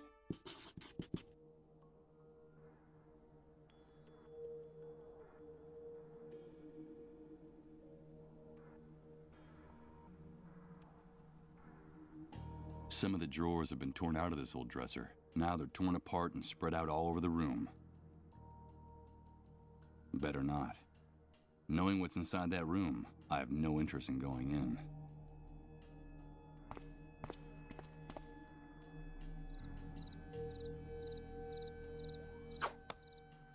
It's an old wooden pallet those kids painted a target on. The word pigs is scrawled in the center. One of the many sentry towers surrounding the camp. And inside each and every one of them, there's a sniper, armed to the teeth and itching to shoot something.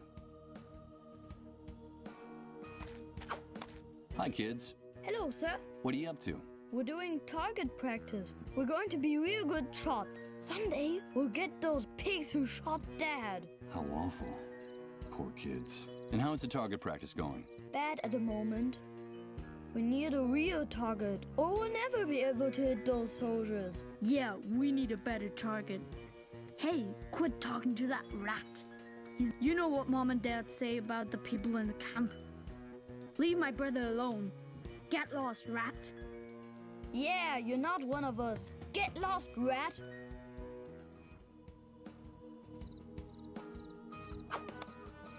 A primitive target built by those kids. Although from what they say, it's starting to get too boring for their target practice. Hi, kids. How's the target practice going? Bad. We need a real target, or we'll never be able to hit those soldiers. Yeah, we need a better target. Hey, quit talking to that rat. You know what? Leave my...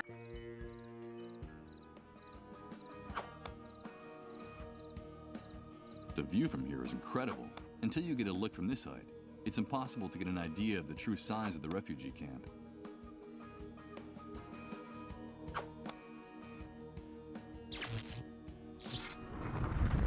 Oh no.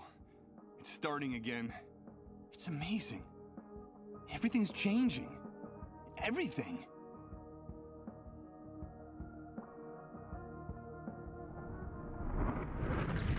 Everything is mutating, and I haven't even moved. I don't understand. I don't understand anything.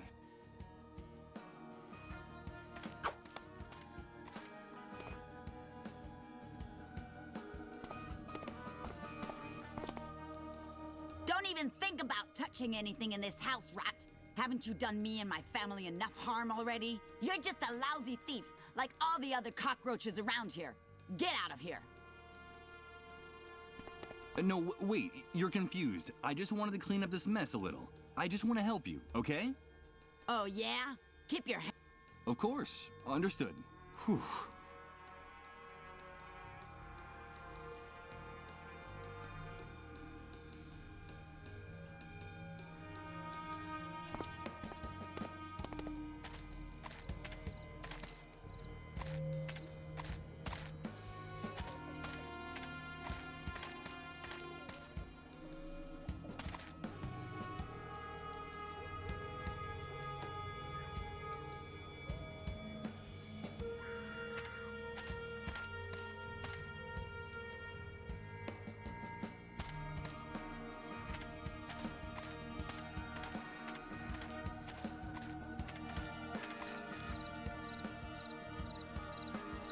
A clandestine dive, which at the same time is the headquarters of the black market in the refugee camp. A nice place to hang out.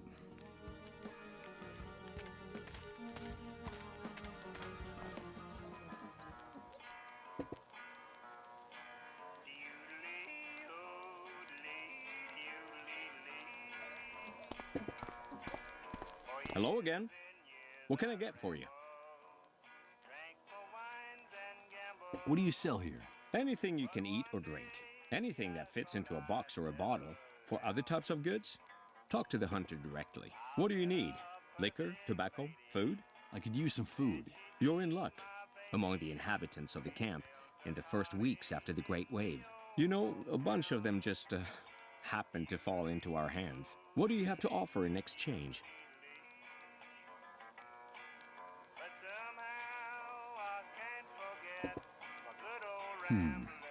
Would a bottle of liquor do? Let me see. It's a good brand of whiskey, but the bottle's been opened, and there's a lot missing. I'd take it, but I'd need something more. I'm afraid I have nothing more that can interest you. Too bad, pal. Come back with something more, and the food's yours. You know how it works. We accept everything. Cash, jewelry.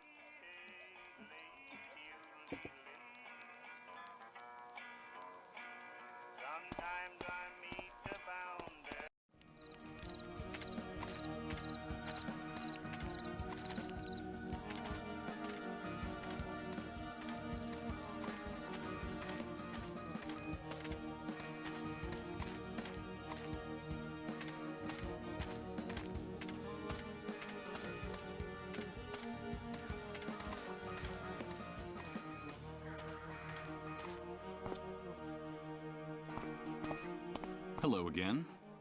They shot him! Those pigs shot my husband! And what are the three of us gonna do when my husband's gone? We'll lose everything! The house, the money, our privileges.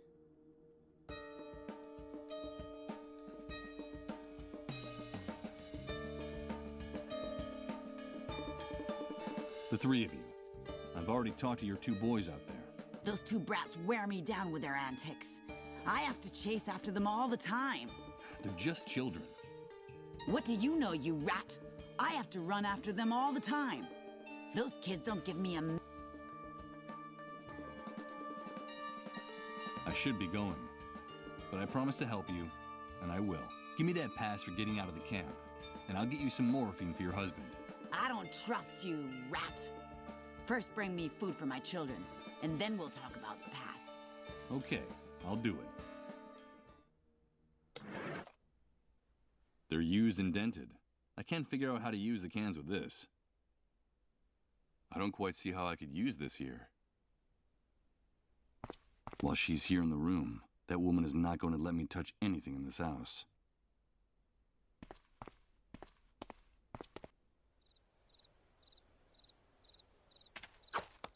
Hi, kids. How's the target practice going? Bad at the moment. We need a real target, or we'll never be able to hit those soldiers. Yeah, we... Hey, you... Yeah!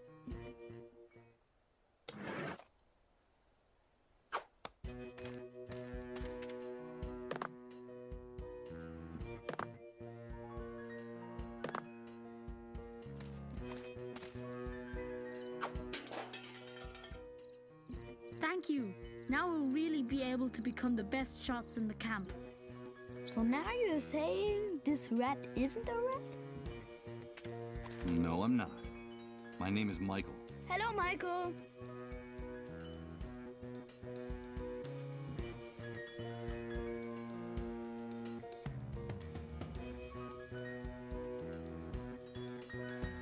So tell me, why do you want to throw rocks at those soldiers? We have to get revenge. We're big boys now, and that's what we gotta do. Those pigs shot our dad. We heard him screaming. He's hurt real bad. Mom said we'll never see him again. Damn pigs! My brother and I are gonna get them. All of them. But when they were Dad's friends, you used to say you wanted to be a soldier when you grew up. Shut up. That was before. I wish I could reach those watchtowers with my rocks. Yeah, wouldn't that be great? That's not a bad idea. Something tells me that a little commotion along the barbed wire fence would be a good thing for everyone.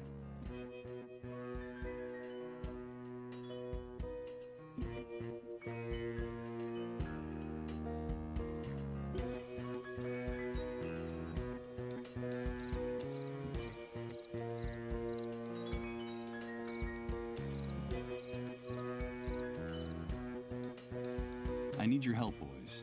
How can we help you, Michael? I have to get something from inside your house. It's something I need so that I can help your... But your mother is very agitated, and I need you to give me a hand with her. It's a mission. What do you want us to do, Michael? I need you to get your mother out of the house for a few minutes. Just long enough for me to go in and get what I need. Do you think you can do that? Of course, we're big boys. I'll owe you. I promise to give you a... Okay, let's do it. A mission.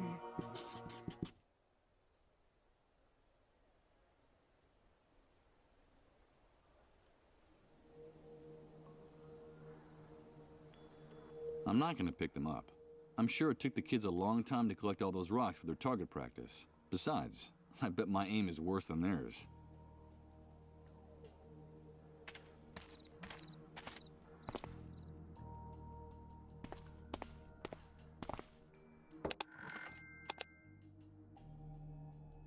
Better not. Knowing what's inside that room, I have no interest in going in.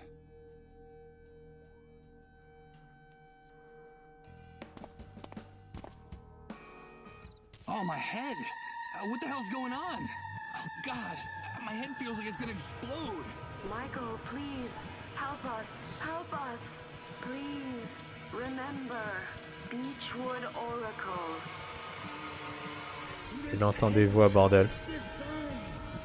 Was it our fault? Did we do it? Yes, we did it. Enough! Please! Enough! Please, Michael, help us. Only you can do it. Remember, Beechwood Oracle. Good God. What are these images? And that woman's voice. It's the same one that woke me up in the trailer. I'm trying. I'm trying to remember. And stop tormenting me. I hope Rod helps me find some answers. If not, I'll go mad. Absolutely mad.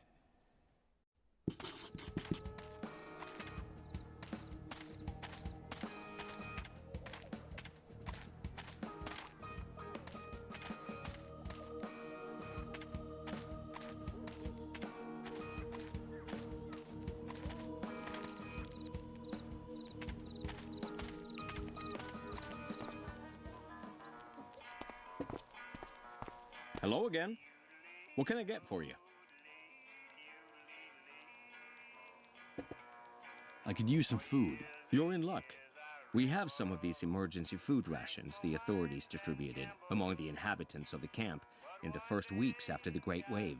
You know, a bunch of them just happened to fall into our hands. What do you have to offer in exchange?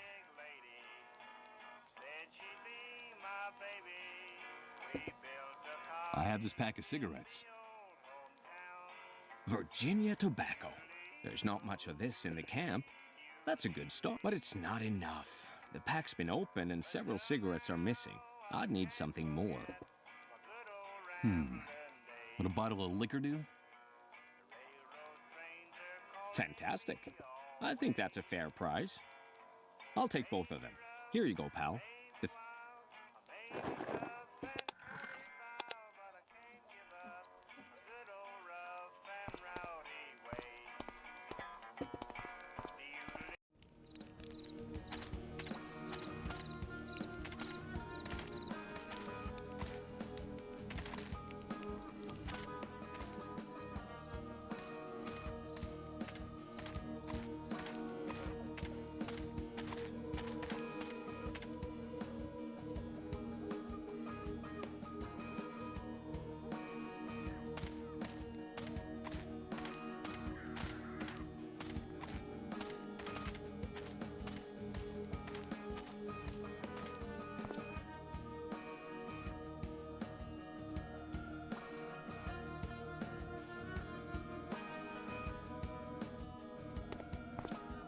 Hello again.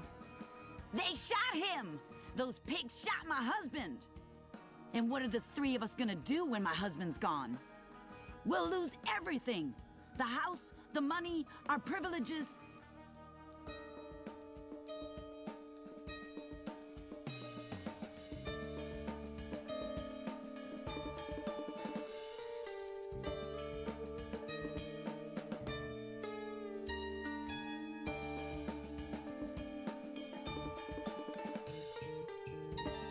I should be going. Give me that. I don't. First bring. Okay. Here, this is what I promised you. That's all the food you brought? This will barely feed us for 2 days. I'm sorry, it's very complicated getting more in the camp. I only wanted to show you that you can trust me, that I can help you. That's what all you rats in this trash heap say? But in the end, only thing you're interested in is taking advantage of my husband and me. I've held up my part of the bargain. Isn't that proof enough? Listen, let me have that pass to get out of the camp, and I promise I'll come back with the morphine you need to ease your husband's suffering. Ah, okay. But you better hurry. Here. What's this? A bracelet? It's like an ID badge. Wear it and the soldiers will recognize you. It won't just get you out of the camp. It'll also help you avoid all kinds of problems with the army once you reach the city. I'm not sure I'm doing the right thing by giving it to you. Just don't betray me, you rat. Bring me that morphine from my husband, and I promise you, I'll give you lots of money in return. Much more money than you could earn in a lifetime in this shithole. No, that's not necessary. We never said anything about money. I have to know you're coming back. I don't trust any of you, and I know that money is the only thing that'll make you keep your word. All you camp rats are alike. Now get out of my sight, and don't make me regret this. And don't come back without my husband's morphine. There'll be a fat wad of cash waiting for you. Okay.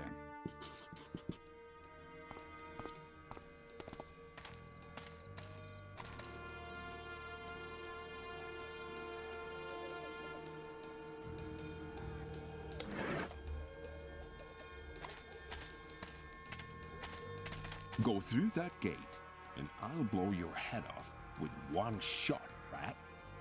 Do you need to get a closer look at what I have on my wrist? Wait a minute. Look, he's got on one of those ID bracelets the camp moles wear. Those cockroaches are very useful to us in here. Lower your gun and let him leave. You heard him. Get out of here, rat.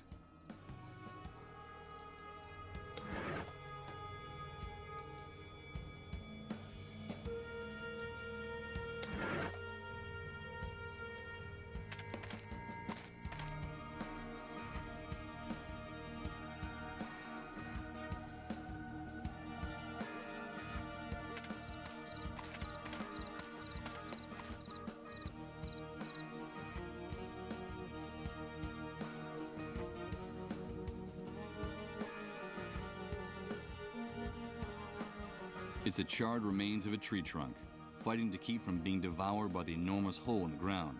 For the moment, it's holding its own. It seems firmly rooted in the soil. I suppose the rain has been flooding the pit little by little. This water is so dark you can't even see the bottom. It looks like there are some chiseled stone structures sticking out of the water. What are they? The remains of columns, perhaps? And what are they doing sunk here in the middle of nowhere? It seems like a small fragment of one of them is loose.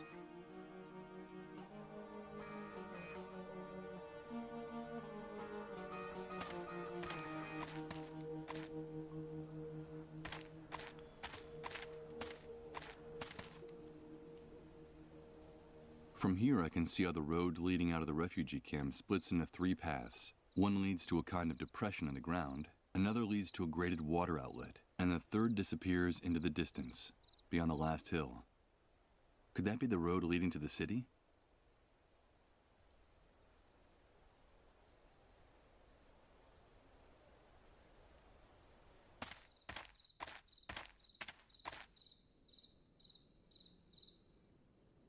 Impossible. It's beyond my reach. The bars are keeping me from getting there.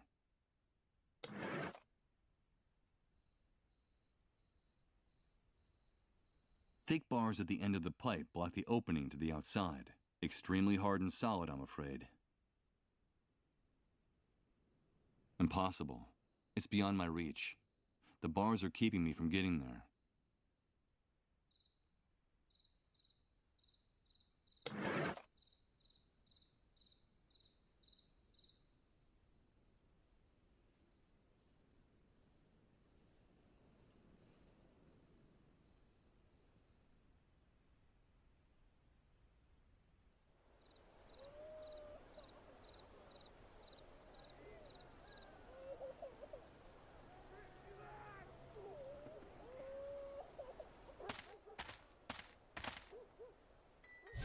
So, I enter the city. It welcomes me with its most merciless and bitter grimace. What I see before my eyes is not what I expected. Doomsday made it here, too, even if no one in the refugee camp knows it yet. Damn it. The city looks as bruised and battered by the catastrophe as the rest of us.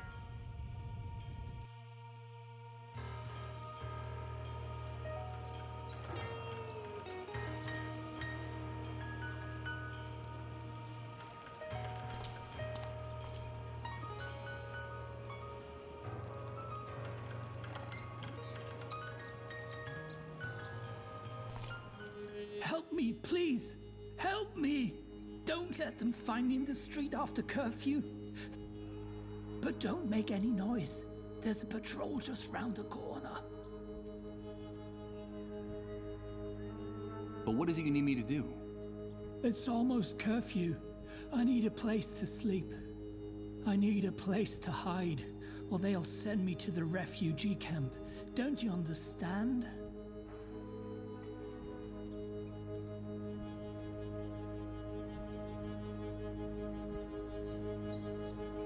What is all this about a curfew?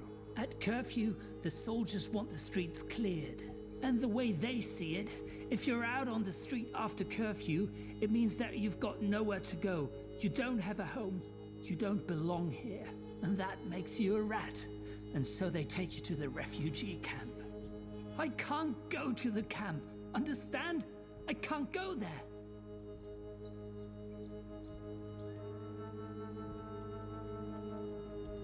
You need a roof over your head, and you don't have anywhere to go. I used to, but it doesn't exist anymore. I owned an apartment a few blocks from here. The block was badly damaged by the Great Wave, but it was still standing. And what happened to your home? This morning, we had to evacuate the area in a hurry. We ran out in the streets with whatever we had on. Apparently, the foundation was starting to crumble. And a few hours later, all that was left of my home was a pile of smoking rubble, with 40 years of memories buried beneath it. But I can't let them take me to the camp. I need to get into another house before the curfew. Please, help me. Okay, give me those bolt cutters. I'll see what I can do. This house was empty, but the army has sealed it off. If I can just get this padlock off before curfew, I'll be safe. I need to get in here. But please, don't make too much noise. If the soldiers find us, they won't hesitate to kill us.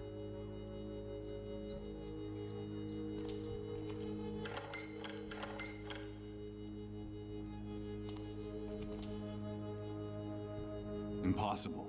I'm sorry. I can't do anything with this. I need to get in there. I need to get in.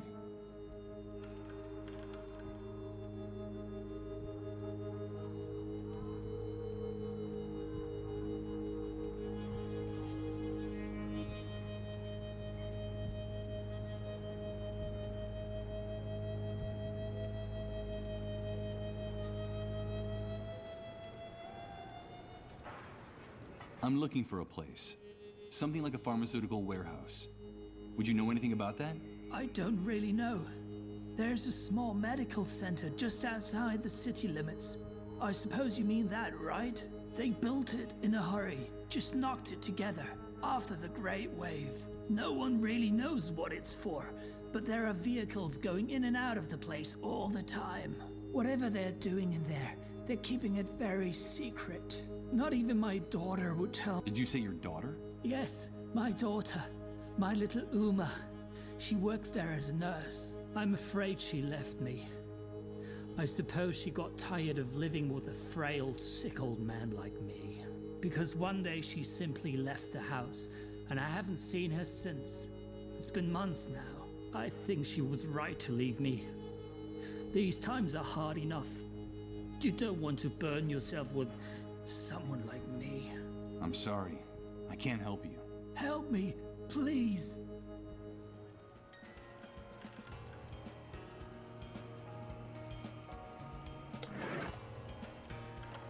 I can't quite see how to use this ID bracelet here.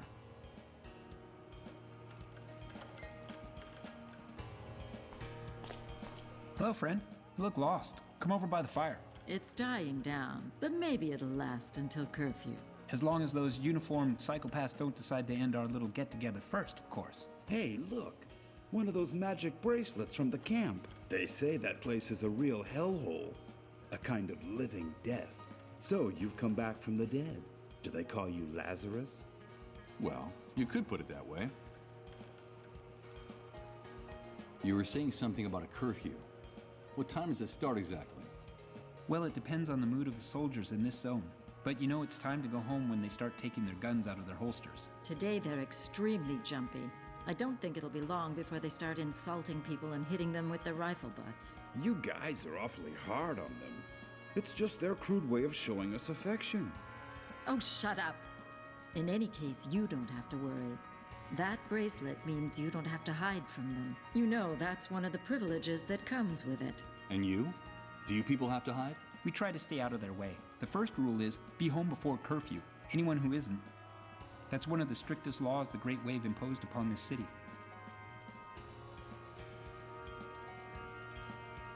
And do you know how things are elsewhere? I'm afraid not. With no communications or transportation, and with the army on every corner, we are totally cut off. Who cares anyway? When you don't know from one day to the next if you're gonna be alive, there's no time to worry about what happens 100, 1,000, or 100,000 miles away. I understand.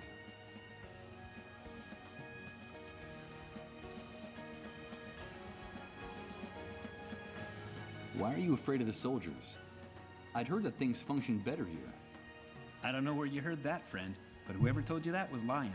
Here, things are very ugly and getting uglier every day. Everything's in short supply: water, food, medicine. We have a surplus of just two things: misery and violence. Life is cheap here, and getting cheaper all the time, especially since the army took over. The army. I see.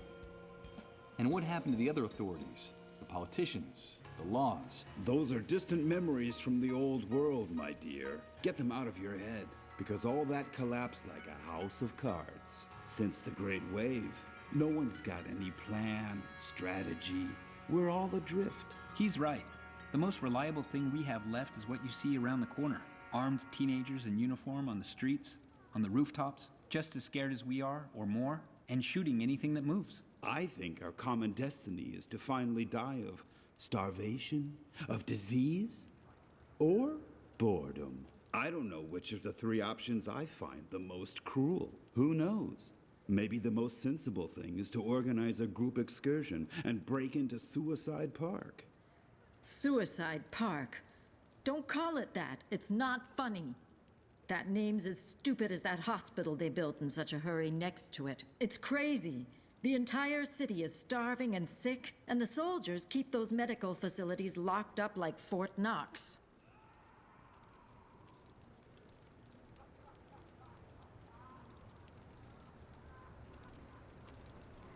But what good is it having medical facilities if no one can use them? I don't understand.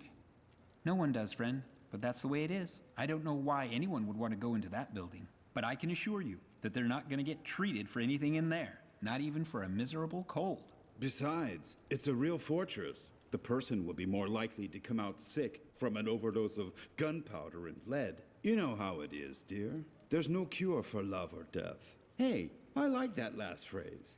It would make a good opening line for a story. Oh, will you shut up for once, Ramon? Don't pay any attention to him. In the old world, he earned his living writing stories, and he still thinks that all that waste paper might someday be useful after the Great Wave. And in fact, it is. A good deal of that scrap paper is fueling this bonfire right now, dear. So I can consider my literary career to have been worthwhile. Did you say Suicide Park?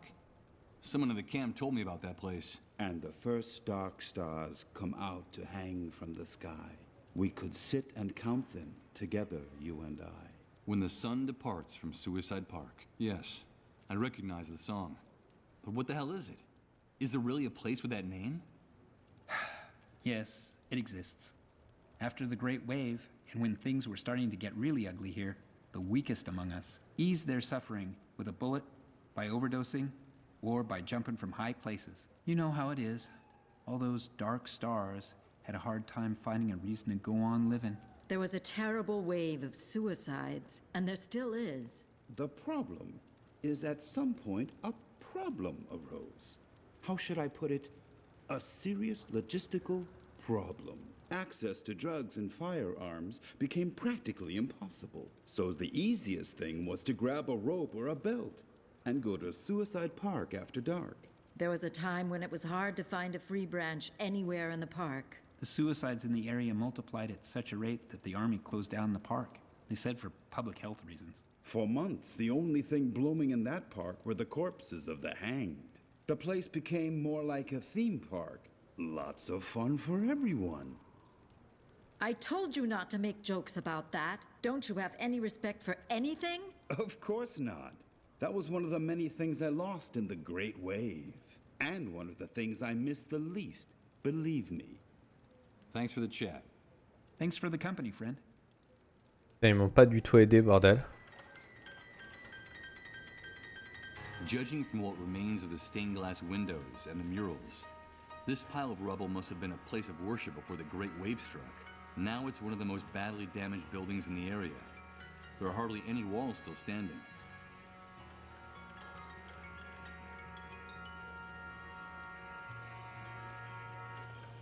It's the silhouette of the soldiers guarding the street from around the corner. It seems like those uniformed psychopaths' rifles are projected onto each and every corner of the city. A few buildings are still standing, but most of them are propped up or about to fall down, with a handful of city dwellers in the street that look like automatons or sleepwalkers. But there's no doubt about it. I'm on the 5th Avenue of Doomsday City.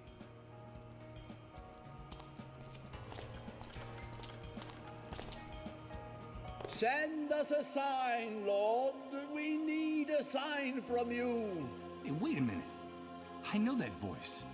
Are we guilty of arousing your rage? Did we do it? Speak with your tongue of fire, Lord. Purge us with unrelenting justice. Send us a sign. Is this our doing? Are you punishing us for our arrogance? Unleash your thunderous voice, Lord. Release us from this intolerable uncertainty. Did we do it? Send us a sign. I'm getting a strong impression that man's a fanatic and a little bit deranged, but his sermon made me curious.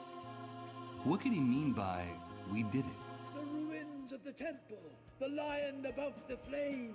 We still have time. Oh no. Here comes that sensation again. It's like floating in a dense liquid, while everything around me is transformed. Good God, I think I'm starting to lose my mind. Above the flames. We still have time.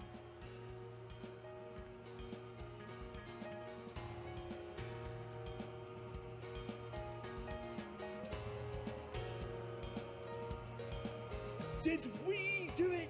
Are we the guilty ones? The remains of the stained glass window that went with the intact one on the other side of the door of the church. The Great Wave must have shattered it. In fact, there are still a few glass shards scattered on the floor. The ruins of the temple, the lion above the flames. We still have time. The catastrophe caused a lot of damage to the statue's pedestal. The fact that the statue is still standing is a miracle.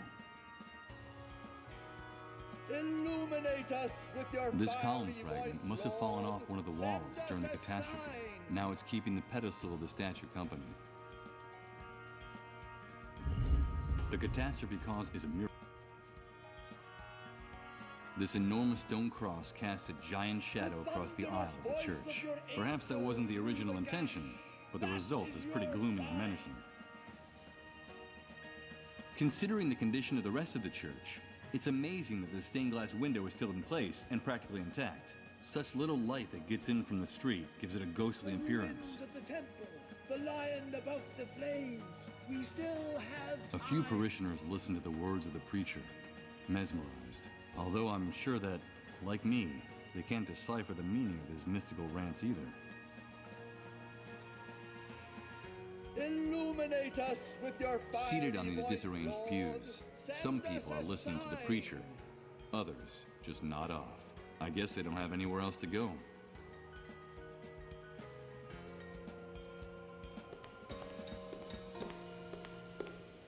The thunderous voice of your angels through the gash. That is your sign. I'm not going to interrupt him in the middle of his sermon. That would be rude.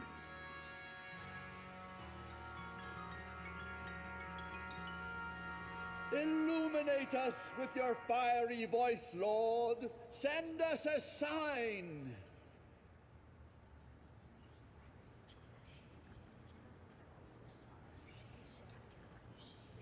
I'm not going to interrupt him in the middle of his sermon. That would be rude. Did we do it? Are we the guilty ones?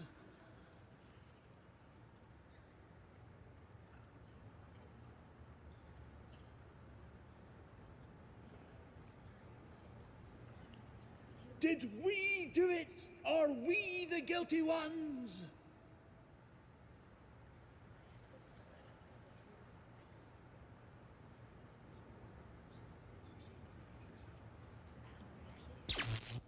Illuminate us. Oh no. It's starting again. It's amazing. Everything's changing. Everything. Everything is mutating. And I haven't even moved. I don't understand. I don't understand anything. I'm not going to interrupt him in the middle of his sermon. That would be rude. The thunderous voice of your angels through the gash. That is your sign. Seated on these disarranged pews, some people are listening to the preacher. Others just nod off. I guess they don't have anywhere else to go. Illuminate us with your fiery voice, Lord. It's the cross of the main Send altar. us a It depicts an sign. ancient instrument of torture, with a poor, humiliated, martyred man hanging on it.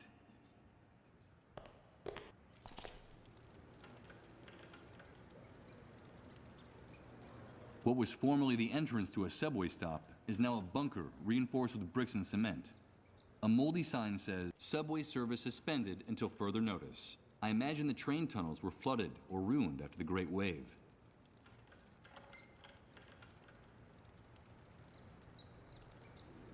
The traffic in this part of the city must have been especially heavy, but now you can barely hear the sound of the few army vehicles still circulating in the surrounding areas.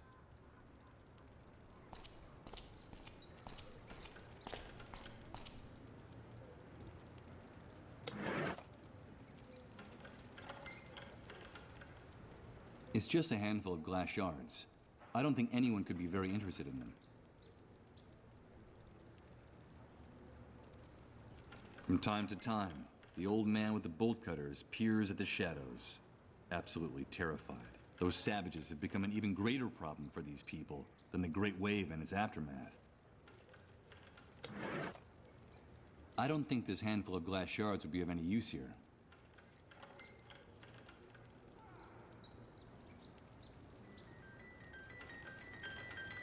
A chain with a padlock. Huh, but I'm no Houdini. Let's not waste any more time on this. I need to get in here, but please, don't make too much noise. I'm sorry. Help me.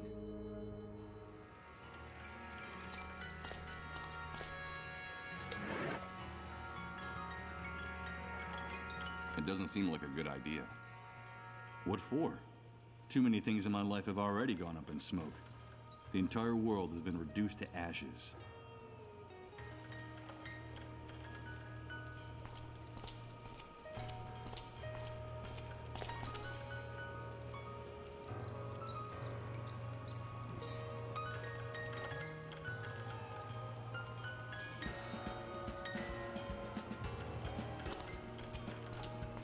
Let's see.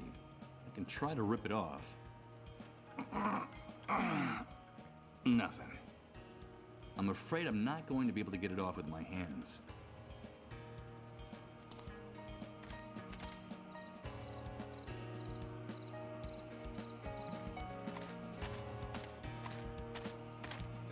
So, let's see. Impossible. It's not that it's super heavy. It's that there's hardly any place to insert your fingers to lift this manhole cover.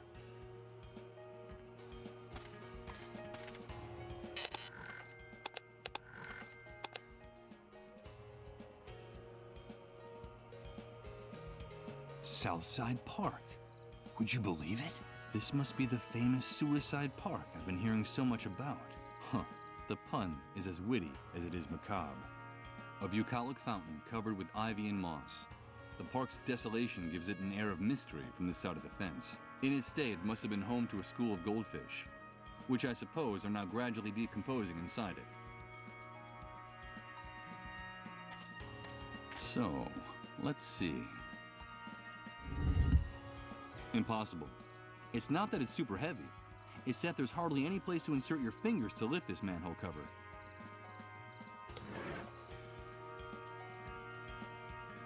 Use this here?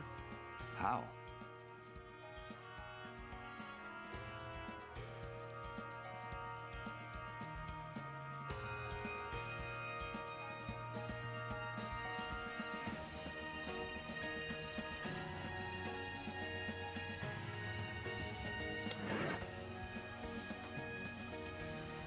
They were nailed into it. I have no intention of putting them back in their holes. This plank doesn't quite fit anywhere. I don't think I'd gain anything by using this here.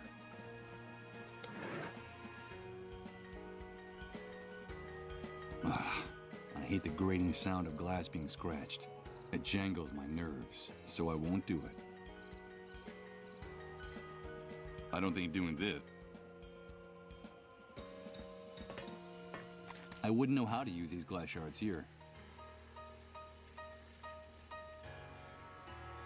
It's rather disconcerting to see such a small building surrounded by such extreme security measures. Could this be the medical center people have been telling me about?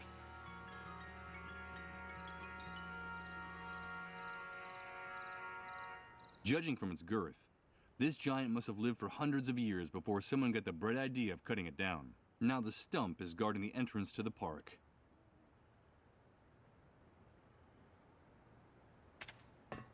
So, let's see. Impossible. It's not that it's super heavy. It's that there's hardly any place to insert your fingers to lift this manhole cover.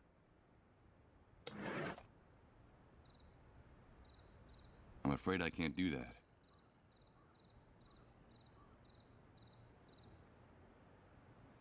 The park is closed down, and the front gate is locked shut. If I want to get in there, it won't. The park is. If I want.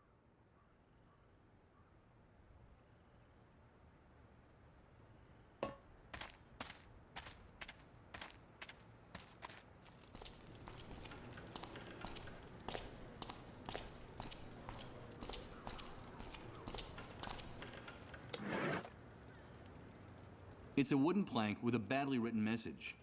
Why would anyone want that? A piece of wood with a handwritten sign. Closed for public health reasons. Judging from the handwriting and the spelling mistake, I assume the author of the message was one of those animals in uniform.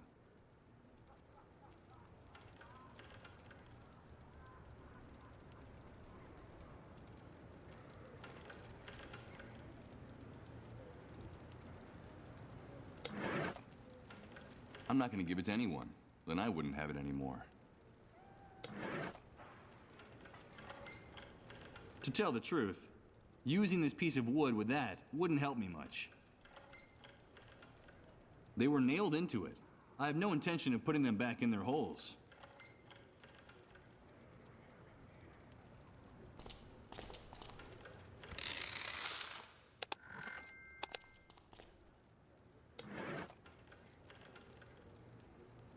Tomorrow comes today. There's something about the composition that's strangely familiar to me. Some memory related to my former life, perhaps? Or...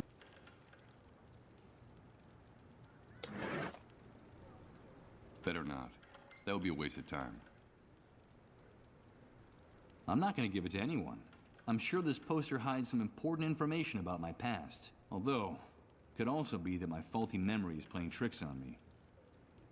I prefer to hold on to it. I think this will be more useful.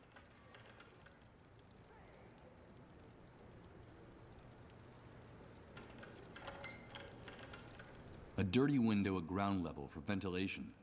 It's the only opening this building's basement has to the outside.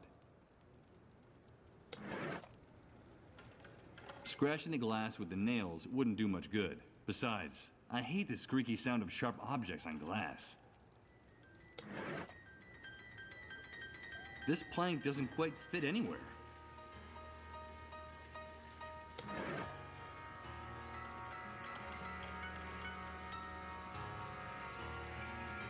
I hate the grating sound of glass being scratched. It jangles my nerves, so I won't do it.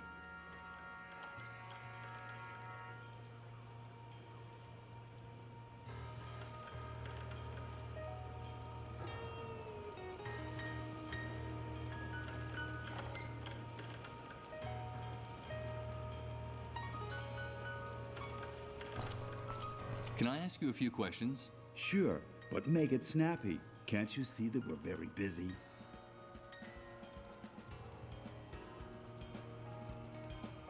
What goes on inside that church? Has everyone gone completely crazy? Are you referring to the pastor and his flock? Oh, don't pay too much attention to them. Reverend Blake is a good man. He helped a lot of people after the Great Wave. But he gradually started to lose his mind until he reached the state he's in now. Well, I stopped by once or twice to listen to him preach. The days are long. You have to find something to do. I try to go at this time of day. There are fewer people because it's almost curfew time. The Reverend seems obsessed with that atmospheric phenomenon in the sky and with religious themes of guilt and repentance. Although I think he's actually just talking about himself. But the most surprising thing about all this is that he has hundreds of followers. And he's attracting more and more all the time from all over the city. And they even let him into the refugee camp once in a while to preach there. People adore him. Why does that surprise you? We've been following sane leaders since time began. And look where that got us. Maybe it's time to start following the crazier ones. Well, that's the most sensible thing I've heard you say all day.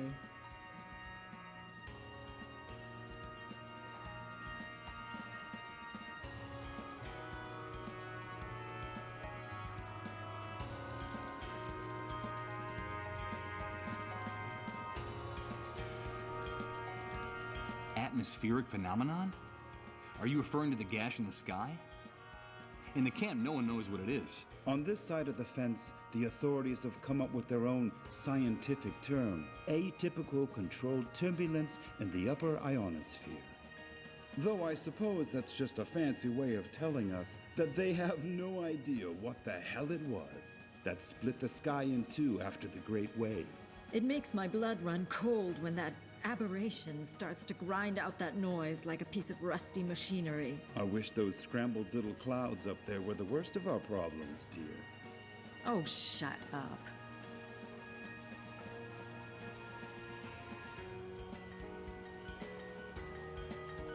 Thanks for the chat. Thanks for the company, friend.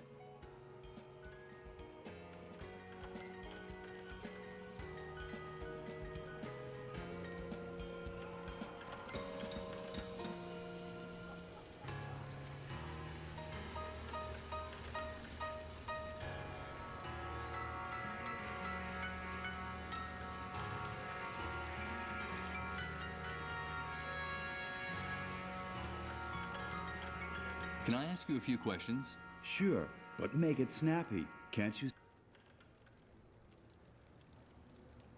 What goes on inside? Are you referring to the pastor? Reverend Blake is a good man, but he gradually started to lose his... Well, I stopped by once or twice to listen to him preach. I try to go at this time of day. There are fewer people because it's almost curfew time. The Reverend seems obsessed with that atmospheric phenomenon in the sky. Although I think he's actually just talking about him. But the most surprising thing about all this is that he has hundreds of followers. And they even let him into the refugee camp once in a while to preach there. People adore him. Maybe it's time to start following. Well, that's the most sensible thing. Thanks for the chat. Thanks for the company.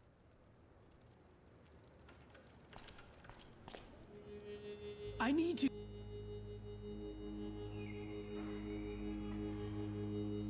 Okay. This house is empty, but if I need to get in it. If the...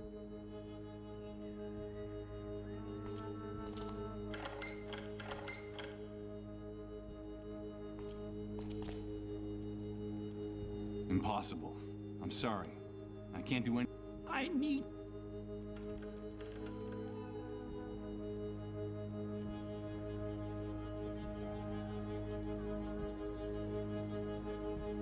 I'm sorry. Help me.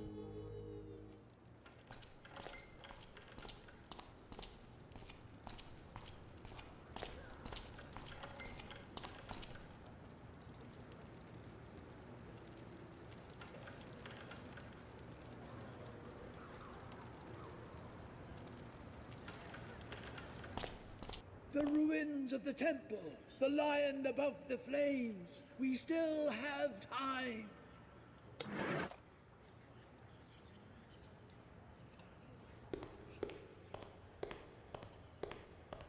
Let's see. If I wedge one of the ends of the plank under the statue's pedestal, the other part will rest directly on the base of the toppled column.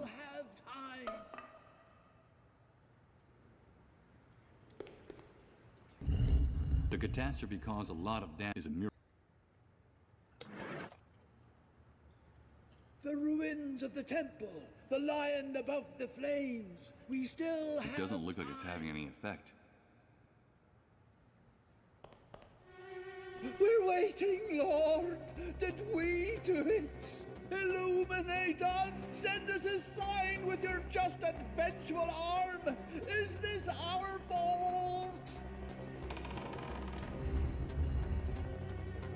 Listen! It's the fiery breath of God. The Lord has sent us his sign. And I was right. It is all our fault. We did it. And we have aroused his fury. Un déglingo, bordel. What the hell's going on here?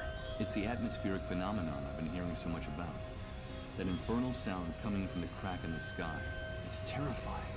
That is the sign. We Les saurons, bordel. Forgive us, Lord. My children, God has spoken to us with his darkest voice. Haven't you heard him? But there's still time. All is not lost. We still have time. Salvation lies in the place where it all began, in the ruins, at the source. We must return to the ruins of the temple.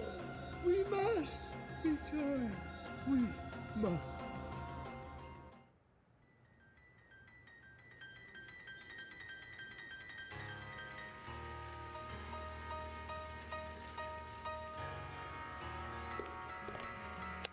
Well, look at that. Next to this enormous hunk of glass, the colored glass shards I picked up earlier look ridiculous. I'd better get rid of them.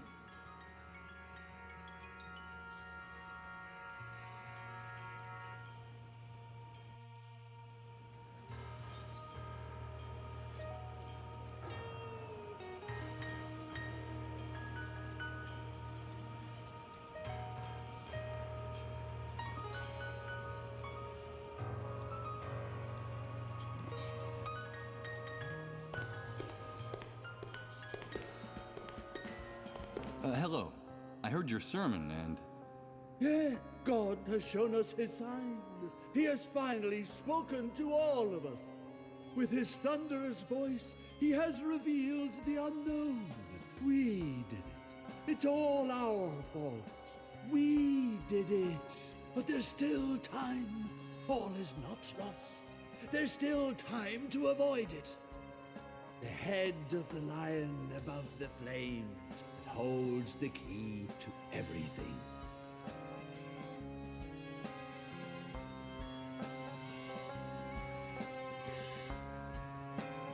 What is it we did? Time is the will of God.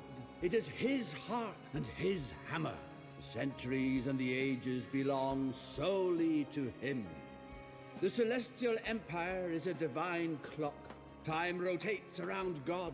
Its hands are his angels and archangels. Now I see it all clearly. How could we have been so stupid? Our arrogance had enraged him. That's what we did. This man is definitely crazy. Nothing he says makes any sense. I beg you, leave my brother in peace. He's very upset.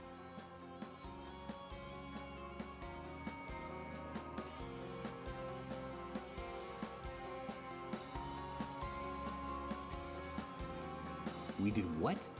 I'm sorry, but I didn't understand a word you just said. We sullied his name.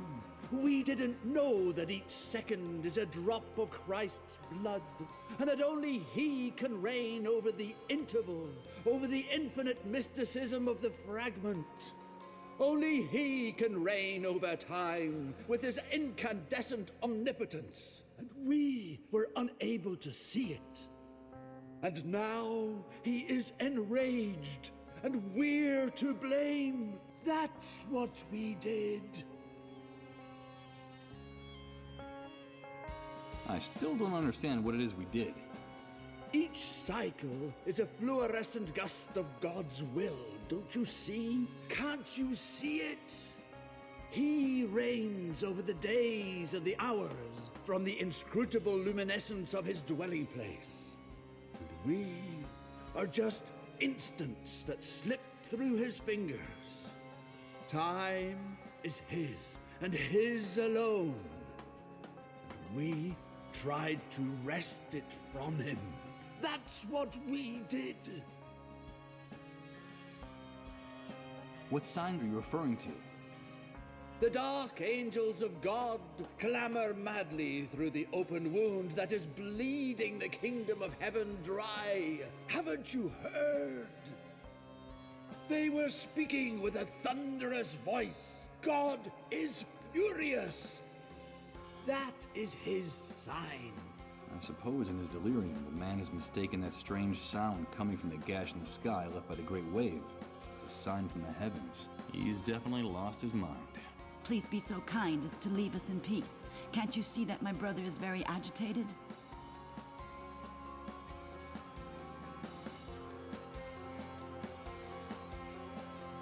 I assume you're referring to the atmospheric phenomenon in the sky caused by the great wave. No, no! It's the stench of human arrogance that made the gears of the gates of hell grind. And now, that is his sign. Excuse me, but I don't think that was a divine sign. We've lacerated the sacred skin of the shroud God enveloped us in. We've betrayed him. We've stepped through that gash. Lucifer has shattered our name from on high.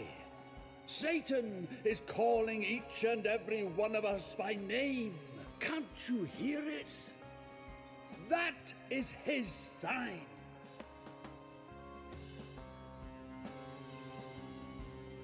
Tell me, what is it that we can still prevent? The wrath of God, the destruction of man. There's still time. We did it, but we still have time. The key is in the ruins of the temple. We have to find the ruins of the temple. Bring me the head of the lion above the flame. But this church is already in ruins. It hardly has any walls or a foundation left. You're already in the ruins of the temple. No, you're mistaken. Bring me the head of the lion above the flames. That's enough. Stop tormenting my brother. He's exhausted. The head of the lion above the flames? That sounds absurd. It makes no sense. I think it's best that I leave you in peace. Yes. There's... Bring me the head... Excuse... I think it's... Yes. Leave my brother... There's still... Bring...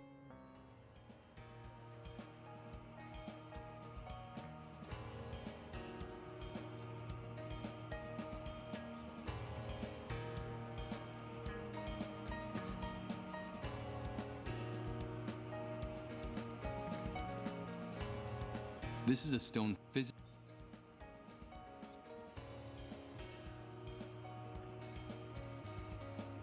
She met it, I guess.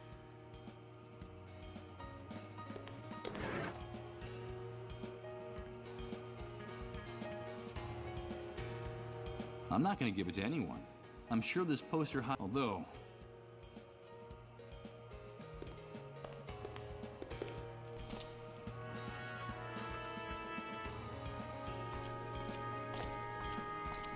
Can I ask you a few questions? Sure, but make it, can't you see? Thanks for the chip. Thanks for the company.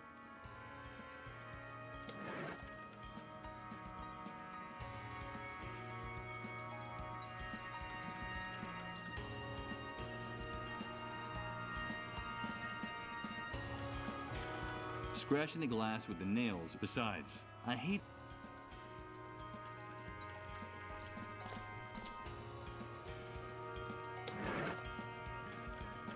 I hate the grating sound of glass being scratched. It jangles my nerves, so I won't do it.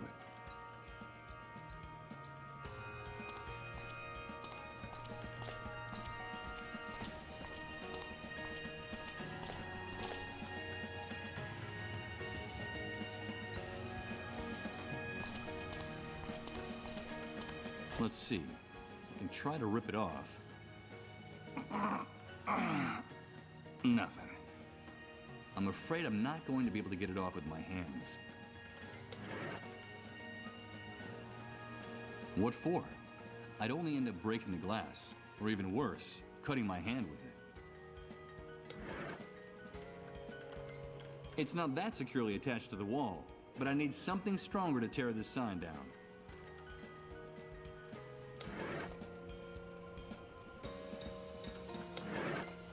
I'm afraid I can't do that.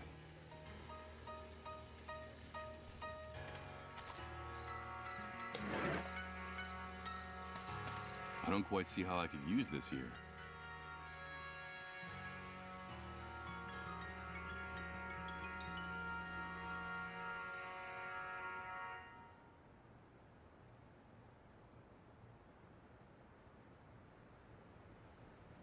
This thick wall of trees goes from one end of the compound to the other. It's so... who the hell would think... This fence, it seems... so... I don't...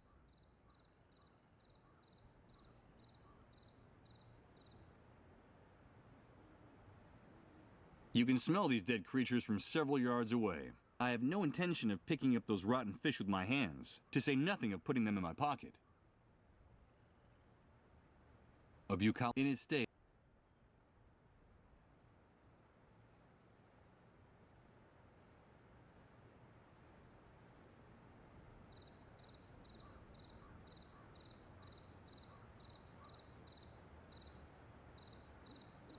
Someone went to a lot of trouble to weld the front gate of the park shut. I'm afraid that access is totally and hopelessly blocked. A bucolic fountain covered with ivy and moss. In its day, it must have been home to a school of gold.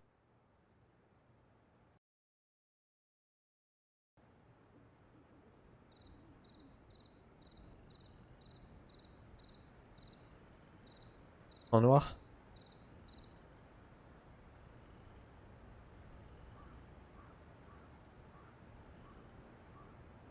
Putain.